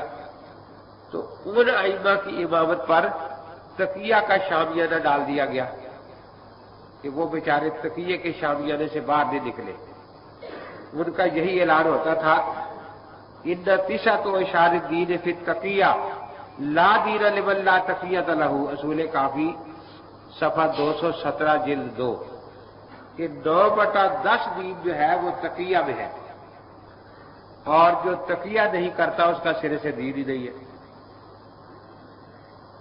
دوسری حدیث کی ہے التقیہ تو دینی و دین و آبائی. امام جعفر صادق کے اقوال کو یہ حدیث کہتے ہیں کیونکہ ان کو معصوم مانتے ہیں. امام جعفر صادق نے فرمایا التقیہ تو دینی و دین و آبائی، تقیہ میرا اور میرے باپ دادا کا دین ہے. لا ایمان لمن لا تقیۃ لہ، کہتا ہے جو تقیہ نہیں کرتا اس کا سرے سے ایمان ہی کوئی نہیں. اصول کافی صفحہ 219 جلد 2. تو یہ جو بیچارے ائمہ حضرات تھے یہ سارے تقیے میں چھپے رہے، اس لیے ان کی جو کتاب الاستبصار ہے سیاہ اربع میں، اس کا پورا نام ہی ہے الاستبصار فی مختلف فیہ ائمۃ الاطہار، کہ ائمہ نے جس نے اختلاف کیا ہے ہر امام سے ایک ایک مسئلے کے 2 قول 3 قول ملتے ہیں، تو وہ سارے نقل کرتا ہے. ایک کو امام کہتا ہے جائز ہے، دوسرے کو کہتا ہے حلال ہے، ایک کا دوسرے کو کہتا ہے حرام ہے.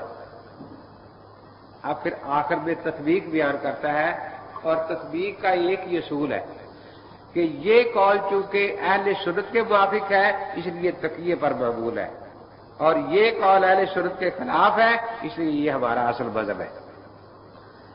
تو گویا ان کا اپنا کوئی مسلک نہیں، بس سنیوں کی مخالفت جو ہے وہ ان کا مسلک ہے. اب سنیوں کے مسئلے کے مخالف کوئی روایت بنا کر پیش کر دے وہ ان کا صحیح دین ہوگا، اور جو اماموں کی روایت اہل سنت والجماعت کے موافق ہوگی کہتے کہ یہ محمول التقیہ، یہ تقیہ پر محمول ہے. اب آپ اندازہ لگائیں، حالانکہ چاہے یہی تھا، اسلام کا فائدہ اسی میں تھا کہ جو روایت سنیوں کے موافق ہوتی اس کو قبول کر لیتے تاکہ صلح ہو جاتی، اتفاق ہو جاتا. لیکن نہیں، وہ کہتے ہیں کہ اب سنیوں کے موافق جو ہے یہ تقیے پر معمول ہے، اور جو سنیوں کے خلاف ہے. اسی طرح کتمان وہ صرف آپ ہی تقیہ نہیں کرتے تھے بلکہ اپنے شاگردوں کو بھی کہتے تھے انکم علی دین من کتمہ اعزہ اللہ، کہ تم ایسے دین پر ہو جو اس دین کو چھپائے گا اللہ اس کو عزت عطا فرمائے گی. ومن اذاہ اذلہ اللہ، اور جو اس کو پھیلائے گا اللہ تعالیٰ اس کو ذلیل کرے گا. اب کیا جواز ہے اشہد ان علی ولی اللہ کہنے کا؟ کیونکہ ان کے ہاں تو چھپانے سے عزت ہوتی ہے نا. حالانکہ قرآن نے سورہ بقرہ آیت نمبر 159 میں یہ یہودیوں کی آیت بتائی ہے. وہ کیا ہے؟ ان الذین یکتمون ما انزلنا من البینات یہ پوری آیت نمبر تو میں نے دے دیا ہے. تو اس میں کتمان جو ہے دین چھپانے کے لیے نہیں ہوتا. اس لیے یہ ائمہ کرام جو رہے تو یہ سارے بیچارے تقیے کے شامیانے میں رہے، دین کو ان کا کوئی فائدہ نہیں ہوا، کیونکہ جب صحیح مسئلہ بتانا ہی نہیں، جیسا دیکھا ویسا مسئلہ بتا دیا. بلکہ جو ان کے راوی ہیں ابو بصیر وغیرہ، ان کے حالات ایسے تھے کہ ان کا ائمہ پر اعتقاد ہی صحیح نہیں تھا. بڑا راوی ابو بصیر ہے، وہ کہتا ہے کہ میں ایک دن مسئلہ پوچھنے گیا امام کو، امام نے مجھے کہا کہ وقت نہیں ہے. تو میں نے کہا کہ اگر میں حلوے کی تھالی لے کے آتا پھر تو وقت ہو جاتا نا، حلوے کی تھالی لے کر آتا تو پھر امام مجھے مسئلہ بتاتا. اب چونکہ میں خالی آ گیا ہوں، کہتا امام کہتا وقت ہی نہیں ہے. کہتا پھر میں وہاں باہر لیٹ گیا، جب وقت ہوگا پھر مسئلہ پوچھ لوں گا. تو چونکہ امام کی شان میں نے گستاخی کے لحاظ میں بات کی، اس کا کوئی فائدہ نہیں. لیکن ہم یہ دیکھتے ہیں کہ تقیہ جو ہے وہ حضرت علی کرم اللہ تعالیٰ وجہ تو کبھی بھی نہیں کیا تھا، حضرت امام حسین نے نہیں کیا. اب یہ کہتے ہیں کہ یہ ائمہ سارے تقیہ کرتے تھے. اس لیے مولانا عبد الشکور صاحب لکھنوی رحمۃ اللہ علیہ کا مشہور سوال تھا کہ کوئی شیعہ نہیں بتا سکتا کہ حضرت علی کا ایمان کیا تھا، کن باتوں پر تھا، ان کی صحیح نماز کیا تھی. کیونکہ جو ایمان وہ ڈرتے ہوئے ظاہر کرتے تھے وہ تو سنیوں والا تھا. نمازیں بھی وہ سنیوں کے پیچھے پڑھتے تھے آ کر، اور جو ان کا اپنا ایمان تھا جو تقیے کے صندوق میں بند تھا اس کو شاید کسی فرشتے میں نہیں دیکھا، تو شیعوں کو کیسے پتہ لگے کہ ان کا ایمان کیا تھا. تو وہ پہلا سوال یہی کیا کرتے شیعوں تھے کہ کوئی شیعہ حضرت علی کا ایمان نہیں بتا سکتا کن باتوں پر تھا، کیونکہ تقیے سے وہ خالی تھے نہیں. پھر فائدہ کیا ہوا جب تقیہ ہی رہا تو کیا پتہ چلا کہ دین کی بات کون سی ہے. تو پھر ہمارے علماء یہ کہتے ہیں کہ چونکہ یہ ایک غیر فطری باتیں تھیں، صحابہ کو چھوڑ دیا، قرآن کو چھوڑ دیا. اب اہل سنت والجماعت تو کہتے ہیں کہ یہ رحماء بینہم تھے، ان میں آپس میں کوئی لڑائی جھگڑے نہیں تھے، دین سب کا ایک تھا. چنانچہ حضرت علی کرم اللہ تعالی وجہ نے جو سیدنا امیر معاویہ رضی اللہ عنہ کو خط لکھا ہے اس میں یہی لکھا ہے کہ اے معاویہ، ان ربنا واحد، ہمارا رب ایک ہے، وَإِنَّ دِينَنَا وَاحِدٌ، ہمارا دین ایک ہے، نَبِيَّنَا وَاحِدٌ، ہمارا نبی ایک ہے. یہ تو صرف حضرت عثمان کے قاتلین کے بارے میں اختلاف ہو گیا ہے، ورنہ ہمارے دین میں کوئی اختلاف نہیں. اب دیکھیے کتنی صاف بات ہے، وہ سیدنا امیر معاویہ کو لکھ رہے ہیں کہ میرا اور تیرا دین ایک ہے. اب ہم تو چونکہ لڑائی نہیں صلح پسند آدمی ہے نا، ہم شیعوں کو کہتے ہیں کہ تم لکھ دو کہ حضرت امیر معاویہ شیعہ تھے، کیونکہ دونوں کا دین ایک ہے نا، کہ حضرت امیر معاویہ رضی اللہ عنہ شیعہ تھے تو پھر پتہ چل جائے گا کہ حضرت علی بھی شیعہ تھے، کیونکہ دونوں کا دین ایک ہے نا. تو ہم پہلا حق تم ہی دیتے کہ تم لکھ دو کہ حضرت امیر معاویہ شیعہ تھے. لیکن کوئی شیعہ حضرت معاویہ کو شیعہ ماننے کو تیار ہے؟ بالکل نہیں. تو وہ کہتے ہیں کہ حضرت معاویہ سنی تھے. اب ہم یہی کہتے ہیں کہ جب حضرت معاویہ سنی تھے اور حضرت علی نے امیر معاویہ سے کہا کہ تیرا دین اور میرا دین ایک ہے، تو پکا پتہ چل گیا کہ حضرت علی کرم اللہ تعالی وجہ اہل سنت. تو اس لیے سنی مذہب جو ہے یہ حق ہے، اہل سنت والجماعت کا عقیدہ الحمدللہ برحق ہے. ان کی کتابوں سے بھی یہی پتہ چل رہا ہے. حضرت علی کرم اللہ تعالی وجہ نمازیں ہمیشہ ابوبکر صدیق کے پیچھے پڑھتے رہے، عمر فاروق کے پیچھے پڑھتے رہے، عثمان غنی کے پیچھے پڑھتے رہے. اب یہ کہتے ہیں کہ وہ تقیہ تر پڑھتے تھے. ہم کہتے جب امام تقیہ کرتے تھے تم پر تقیہ کس نے حرام کیا؟ تم بھی ساری نمازیں ہمارے پیچھے پڑھو اور ہمارے جیسی پڑھ لیا کرو جیسی ہم پڑھتے ہیں۔ آخر اماموں پر تو تقیہ واجب تھا، انہیں اپنے ایمان کی فکر تھی کہ لا ایمان لمن لا تقیۃ لہ، اس لیے وہ تقیہ کر کے ابو بکر صدیق کے پیچھے ابو بکر والی نماز ہی پڑھتے تھے نا، حضرت عمر کے پیچھے عمر والی نماز ہی پڑھتے تھے نا، حضرت عثمان کے پیچھے عثمان والی نماز ہی پڑھتے تھے نا۔ تو جب ان پر تقیہ فرض تھا، ان کا دین ایمان تقیہ تھا، دین و آبائی، میرا دین بھی دینی و دین و آبائی، تو تم پر تقیہ کس نے حرام کر دیا؟ تم بھی نمازیں ہماری مسجد میں پڑھو، کیوں مسجد؟ حضرت علی نے کوئی مسجد الگ نہیں بنائی، ابو بکر کے ساتھ پڑھتے رہے نا، تم بھی ساری نمازیں ہمارے ساتھ پڑھا کرو، وہی عقیدے لوگوں کو بتایا کرو جو ہم بتاتے ہیں، تاکہ تقیہ کی تم بھی تقیہ پر عمل کرو اور یہ لڑائیاں جھگڑے بھی ختم ہو جائے۔ تو دیکھو ان پر تقیہ فرض واجب تھا، تم کیوں تقیہ سے نکل رہے ہو، بے ایمان ہو رہے ہو کہا، کیونکہ لا دین لمن لا تقیۃ لہ، لا ایمان لمن لا تقیۃ لہ۔ تو اب یہ بھی مسئلہ ان کے لیے بڑا پریشان کن تھا کہ بھئی امام تقیہ کرتے ہیں، اب یہ سنی کہتے ہیں کہ بھئی تم بھی تقیہ کرو، یہ دوسری قسم کی روایتیں بیان ہی کیوں کرتے ہو جو تقیہ کے خلاف ہے، تاکہ ائمہ کی تابع داری ہو۔ تو اب یہ ایسا اعتراض تھا اہل سنت والجماعت کا جس کا ان بیچاروں کے پاس کوئی جواب نہیں تھا کہ بھی تمہارے 12 اماموں نے تقیہ کر کے سنی اماموں کے ہاتھوں پر بیعت کی، ہر امام جو تھا وہ کسی سنی کے ماتحت رہا نا بادشاہی میں، امام جعفر صادق بھی سارے حضرات، تو تم بھی تقیہ کر کے ہمارے ہاتھوں پر بیعت کر لو نا، تاکہ امام کی تابع داری جو ہے وہ ہو۔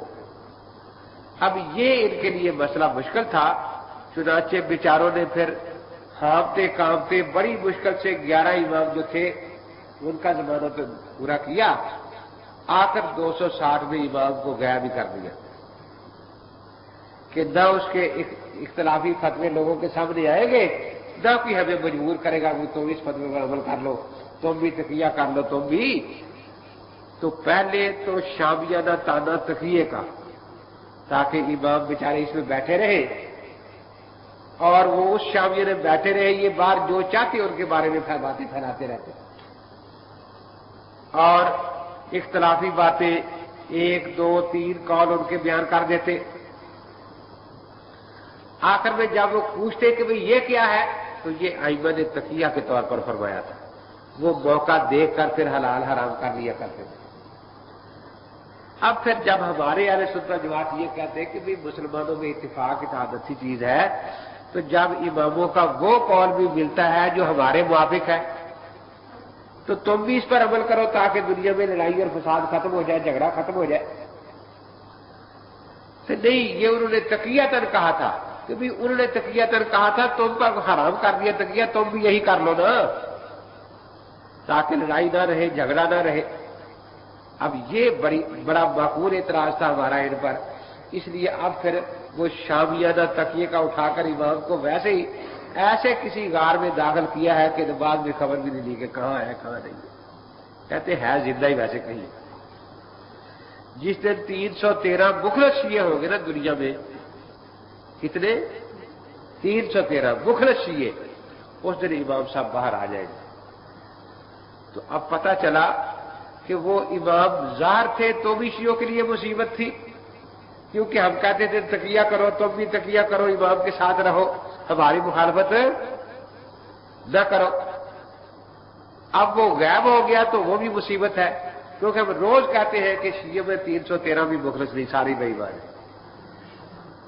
اللہ کرے 313 مخلص ہو جائے تو امام بیچارہ آ جائے، تو اس کا باہر رہنا بھی شیعوں کے لیے مصیبت ہے۔ مسئلہ امامت جو ہے وہ ان کے لیے ایسا درد سر بنا ہوا ہے کہ وہ جس پہلو سے بھی دیکھے نا، وہ شعر ہے نا کہ میں سراپا درد ہوں، میں سراپا درد ہوں، جس پہلو پہ پلٹو درد ہوں۔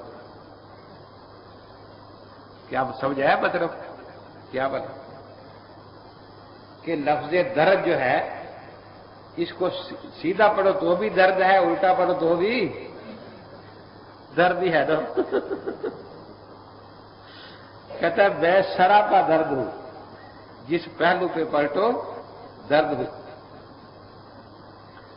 تو اور بھی ایسے الفاظ کہتے ہیں، نادان لفظ ہے، یہ ادھر سے پڑھو گے تو بھی نادان ہے، ادھر سے پڑھو گے تو بھی نادان ہے۔ داماد، یہ ادھر سے پڑھو گے تو بھی داماد ہے، ادھر سے پڑھو گے تو بھی۔ تو ایسے بہت سے الفاظ ہیں قرآن پاک میں۔ تو اسی طریقے سے یہ جو امامت کا مسئلہ ہے، یہ ان بیچاروں کے لیے سراپا درد بنا ہوا ہے۔ وہ امام باہر رہے تو مصیبت ان کے لیے، کیونکہ وہ تکیہ کر لیتا ہے، سنیوں کے پیچھے نمازیں پڑھنا شروع کر دیتا ہے، وہی عقیدے بیان کرنا شروع کرتا ہے جو سنیوں والے ہیں، وہی طریقے بنا لیتا ہے جو سنیوں والے ہیں۔ اب بیچارے یہ کہتے ہیں جی ہاں وہ تکیے کی وجہ سے ہے۔ اب سنی کہتے ہیں کہ وہ تکیہ کرتے، تم کیوں نہیں کرتے؟ کم وقت تم بھی تکیہ کرو تاکہ مسلمانوں میں امن رہے۔ اب بیچاروں نے ڈرتے ہوئے غائب کر دیا۔ اب وہ جاتا ہوا کہہ گیا کہ جس دن 313 مخلص شیعہ ہو گئے میں آ جاؤں گا۔ اب وہ تو غائب بیٹھا ہے، لیکن ان کی پھر شامت بیچاروں کی۔ ہم پوچھتے ہیں کہ 313 ابھی نہیں ہوئے مخلص، ابھی تک 313 نہیں ہوئے، کیونکہ اگر 313 ہوتے تو امام تو عالم ما کان ما یکون ہے نا، وہ جہاں بھی بیٹھا پتہ تو اس کو ہوگا نا کہ 313 ہو گئے ہیں۔ تو اب وہ بیچارہ غائب ہے، پھر بھی ان کے لیے مصیبت ہے، کیونکہ ہمارا یہ تان ان پر قائم ہے کہ کوئی 313 مخلص یہ نہیں ہے۔ جس دن 313 ہو گیا اس دن امام صاحب بیچارے باہر آ جائیں گے۔ تو یہ ان کا جو عقیدہ امامت ہے، میں نے بتایا کہ جس طرح وہ کتاب و سنت کے خلاف ہے، عقل اور فطرت کے بھی بالکل خلاف ہے، اور ایسی ایسی باتیں ان کے عقیدہ امامت میں ہے۔ کبھی تو اس کو بڑھاتے ہیں کہ وہ نبی سے بڑھ گیا، خدا بنا دیتے ہیں، اور کبھی پھر گرانا شروع کرتے ہیں تو ایسا کہ وہ اتنا ڈرپوک ہے کہ نماز بھی برباد کرتا ہے سنیوں کے پیچھے پڑھ پڑھ کے، مال غنیمت بھی ان کا کھاتا ہے، بیچارے کے نکاح کے گواہ بھی سنی ہوتے ہیں۔ اب حضرت علی کا نکاح ہوا رضی اللہ تعالیٰ عنہ کا، تو نکاح کے گواہ جو ہے وہ ابو بکر اور عمر تھے نا۔ یہ مسئلہ بنا ہوا ان کے لیے کہ وہ کہتے ہیں اہل بیت جو ہے وہ بی بی فاطمہ کی اولاد اہل بیت ہے، تو بی بی فاطمہ کا نکاح ثابت ہوگا تو اولاد کا نسل ثابت ہوگا نا۔ دیکھیے نا، کسی کے نکاح کے گواہ دونوں مرزائی ہو تو نکاح ہو جاتا ہے، ہندو ہو، ایک ہندو ایک مرزائی ہو، تو ایک گواہ بھی کافر ہو تو نکاح تو نہیں ہوتا نا۔ اس لیے بی بی فاطمہ کی اولاد جو سید ہے، ہر سید کے جسم کا ایک ایک بال ابو بکر اور عمر کے ایمان کا گواہ ہے، ایک ایک بال ان کے جسم کا، کیونکہ اگر ان کا ایمان ثابت نہ ہو تو ان کے نسب ثابت نہیں ہوتا۔ تو اس لیے نسب جب ہی ثابت ہوگا نا کہ ان کا ایمان مانا جائے۔ تو اہل بیت کے تو جسم کا ایک ایک بال اس بات کا گواہ ہے کہ ابو بکر صدیق عمر، نکاح کا مشہور واقعہ ہے نا کہ حضرت علی کرم اللہ تعالی سے حضور پاک نے فرمایا کہ کوئی چیز ہے خرچے کے لیے، نکاح کے خرچے کے لیے، کہ جی بدر کے میدان میں جو مال غنیمت میں زرہ ملی تھی وہ ہے۔ اب بیچنے والی چیز بھی تھی، گروی رکھنے جا رہے تھے کسی یہودی کے پاس کہ چلو گروی رکھ دیتے ہیں اور جو پیسے ملیں گے نکاح ہو جائے گا۔ تو راستے میں حضرت عثمان رضی اللہ تعالیٰ ملے، پوچھا کہاں جا رہے ہو؟ کہ بھی آج نکاح ہے تو اس کے لیے کچھ پیسے چاہیے، تو یہ ذرا گروی رکھنے جا رہا ہوں۔ تو حضرت عثمان نے فرمایا کہ نہ رکھو، تو حضرت عثمان نے پھر 300 روپے اس زمانے میں دیے، 300 روپے، تو سامان خرید کر پھر حضور پاک نے فرمایا کہ ابو بکر عمر کو بلا لاؤ تاکہ نکاح ہو جائے۔ تو یہ دونوں گواہ بنے۔ تو دیکھو سنیوں کا دل کتنا صاف ہے کہ پیسے بھی دیتے نکاح کے لیے۔ تو اگر تمہارا دل اتنا ہی کافر ہے تو وہ 300 ہمارے تو واپس کرو نا۔ جب تمہارا دل پیسے لے کے بھی ٹھیک نہیں ہوتا تو کہتے وہ تو 300 واپس کر دو نا ہمیں۔ اس کے بعد حضرت اب امام حنیف، جس کو امام محمد بن حنفیہ کہتے ہیں، یہ حنفیہ کون عورت تھی بھلا؟ مسلمہ کذاب نے دعویٰ نبوت کیا تھا نا، وہ اسی قبیلے کا تھا۔ حضرت ابوبکر صدیق رضی اللہ تعالی نے جو ان سے جہاد کیا، اس میں جو لوڈیاں آئیں ان میں ایک حنفیہ نامی لوڈی تھی، جس سے حضرت علی کرم اللہ تعالی وجہ نے نکاح کیا، اور اس سے یہ محمد بن حنفیہ پیدا ہوئے۔ اب شیعہ اور سنی دونوں کا اتفاقی مسئلہ ہے کہ اگر خلیفہ برحق ہو تو وہ جو لڑائی کرے گا وہ جہاد ہے، اور جو مال لائے گا اس کا نام مال غنیمت ہے، اور اگر خلیفہ غاصب ہو، ناحق ہو، تو جو لڑائی کرے گا اس کا نام فساد ہے، اور جو لوٹ کا مال لائے گا کل میتۃ والدم ولحم الخنزیر، وہ خنزیر کی طرح حرام ہے۔ اب اگر تو ابوبکر صدیق خلیفہ برحق تھے تو پھر حنفیہ حضرت علی کے لیے حلال تھی، اور اگر وہ خلیفہ نہ تھے تو پھر تو یہ خنزیر کی طرح حرام تھی نا، تو پھر محمد جو ہے اس کا تو نسب ہی ثابت نہیں ہوگا۔ لیکن حضرت علی کا ان کو قبول کر لینا یہ اس بات کی دلیل تھی کہ علی ابوبکر کو برحق خلیفہ مان دیتے۔ پھر حضرت عمر کے زمانے میں وہ شہر بانو آئی، تو میں نے ایک سے کہا نا کہ تم اہل بیت کا، اہل بیت تو یزید نے ختم کر دیے تھے کربلا میں۔ کہتے نہیں، ایک بچ گیا تھا زین العابدین، ایک کہتے بچ گیا تھا زین العابدین۔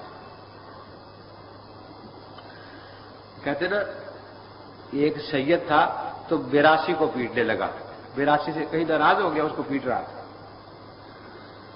اب 82 بیچارہ مار کھا رہا تھا اور یزید کو گالیاں دے رہا تھا۔ کس کو؟ یزید کو۔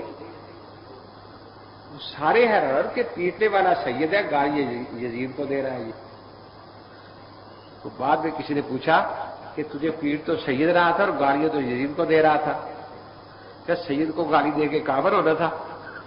تو آل رسول ہے، تو پھر یزید کو کیوں گالیاں دے رہا تھا؟ اس کو کم بخت کو گالیاں سے دے رہا تھا کہ منہ کالا تو کیا تھا، سب کو مار جاتا، یہ خام کا چھوڑ گیا ہمیں پیٹنے کے لیے، کہ آخر منہ کالا تو کر ہی لیا تھا اس نے، تو کہتا ہے یہ چھوڑ گیا کچھ، وہ ہمیں پیٹنے پھرتے ہیں بعد میں، سب کو ختم کر جاتا ہے، اس لیے گالیاں دے رہا تھا کہ جب ہاتھ اٹھایا تھا تو سب کا صفایا کرتا پھر۔ تو کہتے ہیں کہ زین العابدین جو ہے یہ بچ گئے تھے۔ تو بھئی زین العابدین کی والدہ کا نام ہے شہر بانو، یہ شہزادی تھی، اور کب آئی تھی؟ جب حضرت عمر رضی اللہ تعالی کے زمانے میں ایران فتح ہوا تو یہ مال غنیمت بھی آئی تھی، تو حضرت عمر رضی اللہ تعالیٰ عنہ نے یہ سیدنا حسین رضی اللہ تعالیٰ عنہ کو دے دی۔ اب اگر حضرت عمر خلیفہ برحق ہے تو بھی پھر تو مسئلہ صاف ہے کہ شہر بانو امام حسین کے لیے حلال تھی۔ اگر وہ خلیفہ ناحق ہے تو پھر شہر بانو ایسے ہی حرام تھی جیسے خنزیر حرام ہے۔ تو جب وہ حرام تھی تو نسب ثابت نہیں ہوگا، تو امام زین العابدین جو ہے اور ان کی اولاد جو ہے ان کے تو جسم کا ایک ایک بال گواہی دے گا نا کہ عمر برحق خلیفہ تھے، عمر برحق خلیفہ، کیونکہ اگر عمر برحق خلیفہ نہ ہو تو پھر ان کا نسب ثابت نہیں ہوتا۔ تو مقصد یہ ہے کہ آج کے سبق میں میں نے امامت کے بارے میں ان کے لیے بتایا کہ ان کے ہاں امامت اصول دین میں سے ہے، لیکن ان کے ہاں امامت کا مسئلہ جو ہے وہ درد ساری ہے اور کچھ بھی نہیں۔ وہ کبھی بیچاروں کو تکیے میں چھپاتے ہیں، کبھی غار میں چھپا دیتے ہیں، اور وہ باہر رہے تو بھی ان کے لیے مصیبت ہے، اندر چلے جائے تو بھی ان کے لیے۔ شیعہ کے کفر کے بارے میں آپ کی کیا رائے ہے؟ مطلب شیعہ کافر ہے؟ تو میں کون سا مفتی ہوں؟ مفتی صاحبان نے فتویٰ دے دیا ہے کہ وہ کافر ہے، اور انہوں نے بھی سب کے لیے نہیں کہا، اثنا عشریوں کے لیے کہا ہے کہ اثنا عشری سارے کافر ہیں، کیونکہ یہاں اثنا عشری رہتے ہیں نا، فرقے تو ان کے 33 ہیں، تو ان کے فتوے میں بھی یہی تفصیل ہے کہ اثنا عشری کافر ہے۔ باقی دارالعلوم والے یہی کہتے ہیں کہ جو تبرعی ہے وہ کافر ہے، جو تفضیلی ہے وہ کافر نہیں ہے، اس ناشتیوں سے بھی۔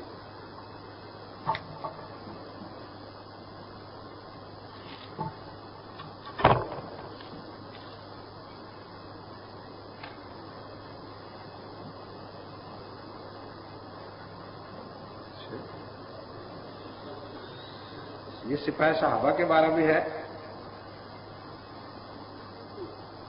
سپاہ صحابہ کا مشن تو اچھا تھا، لیکن قیادتیں ہمیشہ ہی نوجوان رہی ہے ان کی۔ جماعت وہی کامیاب ہوتی ہے قیادت معمر ہو، کیونکہ نوجوان جو شیلے ہوتے ہیں نا، تو قائد جو شیلا نہیں ہونا چاہیے کسی جماعت کا، وہ تو سرد گرم سارے چکھا ہوا ہو اور پھر وہ جماعت سے کام لے۔ ٹھیک ہے، جہاں جذبات کا کام ہو جذبات والا کام لے، جہاں جوش والا کام ہو جوش والا، جہاں ہوش والا ہو ہوش والا۔ تو باقی یہ کہ وہ ابتلا میں کہتے مبتلا ہے، تو اللہ تعالیٰ حفاظت فرمایا سب کی۔ اس میں تو ہم سب کی کوتاہیاں شامل ہیں نا، کہ ہمارا نظام ہی ایسا بن چکا ہے۔ اب تو پہلے ہم کہتے تھے کہ ووٹ دے کر لیں، اب تو ہمارا یقین ہے کہ یہ ووٹ سے بھی نہیں آئے، یہ تو خود ہی دادری سے آئے ہوئے سارے، دوس اور دادری سے۔ تو اس لیے حکومت ہی ایسی بن چکی ہے جو اسلام کو پسند نہیں کرتی اور اسلام کی مخالفت پر تلی ہوئی ہے۔ تو بہرحال یہ پہلا سبق تھا ان کے بارے میں، محرم کی مناسبت میں نے عرض کر دیا ان کی عقیدہ امامت کے بارے میں۔ تو چونکہ کچھ عربی باتیں بھی ہیں، اس لیے میں نے آج دوپہر نیند نہیں کی، لکھتا رہا بیٹھا کہ چلو وہ پورشن کرا لیں گے آپ۔ تو یہ ایک ساتھ لے لیں، پھر مجھے واپس کر دینا، کہ دوسروں کو بھی کچھ دینا ہے۔ تو امامت کے بارے میں بس یہ آج کی بات تھی۔ وآخر دعوانا ان الحمد للہ رب العالمین۔ اللہم صلی علی سیدنا مولانا محمد وعلی آل سیدنا محمد وسلم۔